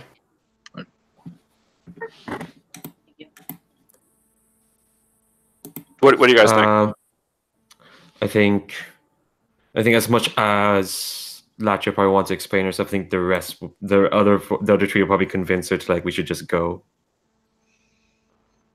Does that sound right for everyone else? I mean, if the fire is still going, Enki would probably try and start it raining just as a quick thing with the Hammer of Eden because it controls the elements, but not going to stay around for a prolonged time. Yeah, you can do that to kind of help put out the rest of the fire. I mean, it's the fire hydrant thing kind of helped a lot. So the fire is pretty much out. You will hear sirens kind of in the distance, so they're coming. Fire engines and so forth are coming. So again, do you guys want to stay here and talk to the first responders, or do you want to jet? Jet, because we're not supposed to be out here anyways. Okay. Yeah. All right, that sounds good. So you guys are able to flee the scene. We will just assume that you guys are able to get back to school without too much trouble. I did want to, real quick, before we go, have you guys roll your academic moves. So we'll say a few days later, you guys have your tests that you need to deal with. So let me pull up that move, and I got a 3. You got a 3. All right. So let me see what that does. So Sable had superhero ethics with White Owl, your close personal friend. I blew it hard. All right. Mark 1 potential. Looks like you mark a potential if you get a 10 plus or a fail. That's weird. Okay, that's fine. So mark a potential. And so since you failed, let's see here.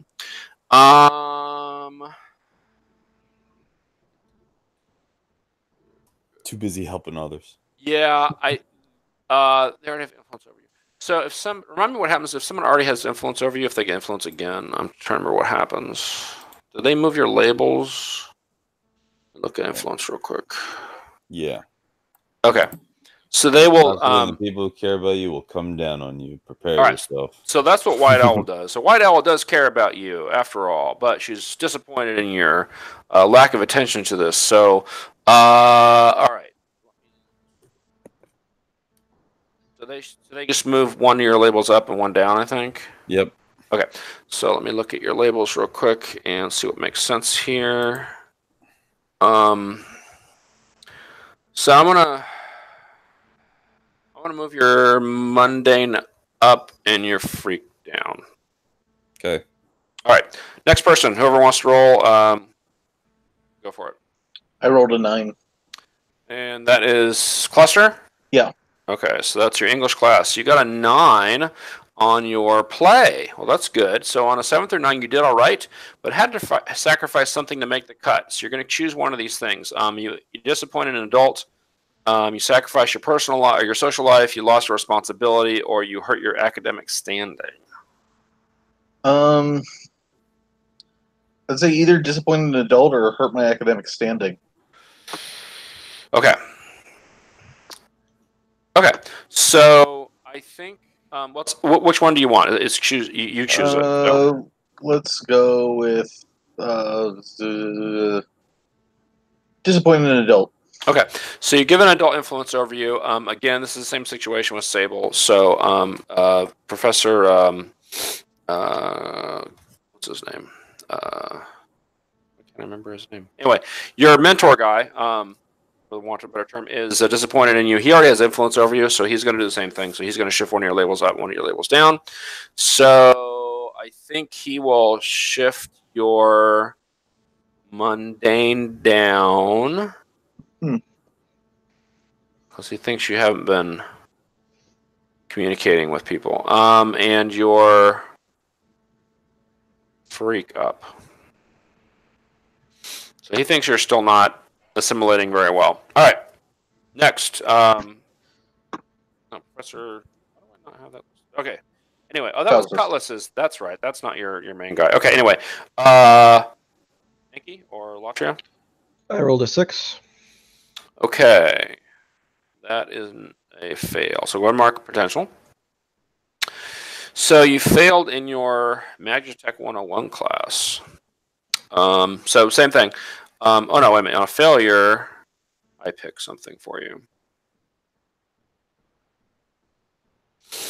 I think we're going to say that you have hurt your academic standing. So you spent so much time and effort on this that you lost sight of your other classes. So your grades are failing right now, which doesn't have an immediate impact, but it may influence future roles for this sort of thing. All right, okay.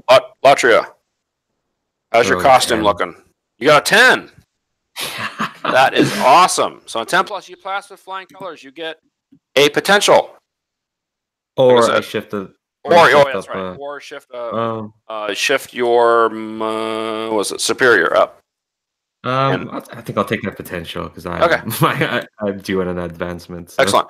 All right, and then real quick, we have our end of session we need to do real quick. Real quick, Latria, did you grow close to the team, grow into your own image of yourself, or grow away from the team?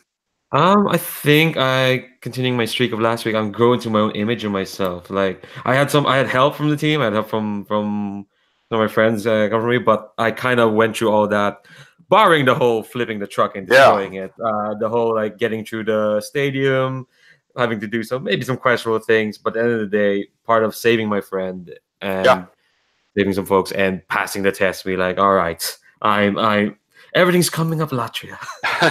All right, so you get to shift to one label up, one label down. Move on to Sable. Closer to the team. Yeah, I think so. With a cluster. All right, so you get influence over. Now you already had influence over cluster, right? I don't think that's a. Don't they get influence over me? Take influence. Oh, take influence over you away from another character. So that's that's not. That's away. Oh, I'm sorry, I'm looking at the wrong thing. Yeah, give influence a cluster. Yeah, and then get a potential. Okay, cool. All right, Enki.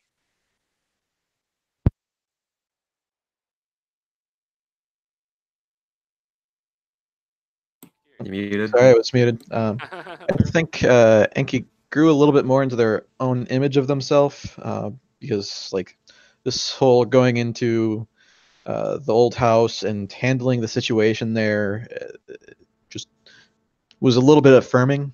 Like, I can handle this. I can do this. Okay. So shift one label up, one label down, and cluster. Grew closer to the team with Sable Tigressa, and I'm gonna mark a potential. All right, so that gets you to 5, which means you get an advance, which is cool. Okay, so that is the end of that stuff for tonight. As I said, we will do the Silver Masquerade next time, and maybe some aftermath of this stuff that happened tonight. Anyone have any quick notes? I gotta get going. So okay, so nothing for Joe. All right, thanks, Joe. Yeah, me too. Okay. Have a good night, guys. Thanks. Right. Good game. Thank you. Have a good night. Anything from Blaine or Leandro? You have any notes or anything? Anything you enjoyed or anything I could do? I'll think about it because like it's a bit late where I am, so I have some thoughts, but without like kind of the full debrief of everyone, they're not clutching together. I'll have something. I'll probably send you a thing tomorrow. That's fine. That's fine. Okay. But cool. I thoroughly enjoyed that. Thanks for giving us a lot of room to do ridiculous stuff. Okay, cool. All right. What about you, Blaine? Yeah, I don't really have anything coherent either. Yeah, the hardest part about that session was you guys were separated for so long. So yeah, that's always tough on the GM because I'm like, I got to switch back, but I don't want to switch back because it's like an interesting time to like, cliffhanger. Yeah. So, okay, guys. Well, thank you so much, and we'll see you guys next time. Yep. See you next week. Right. Thanks.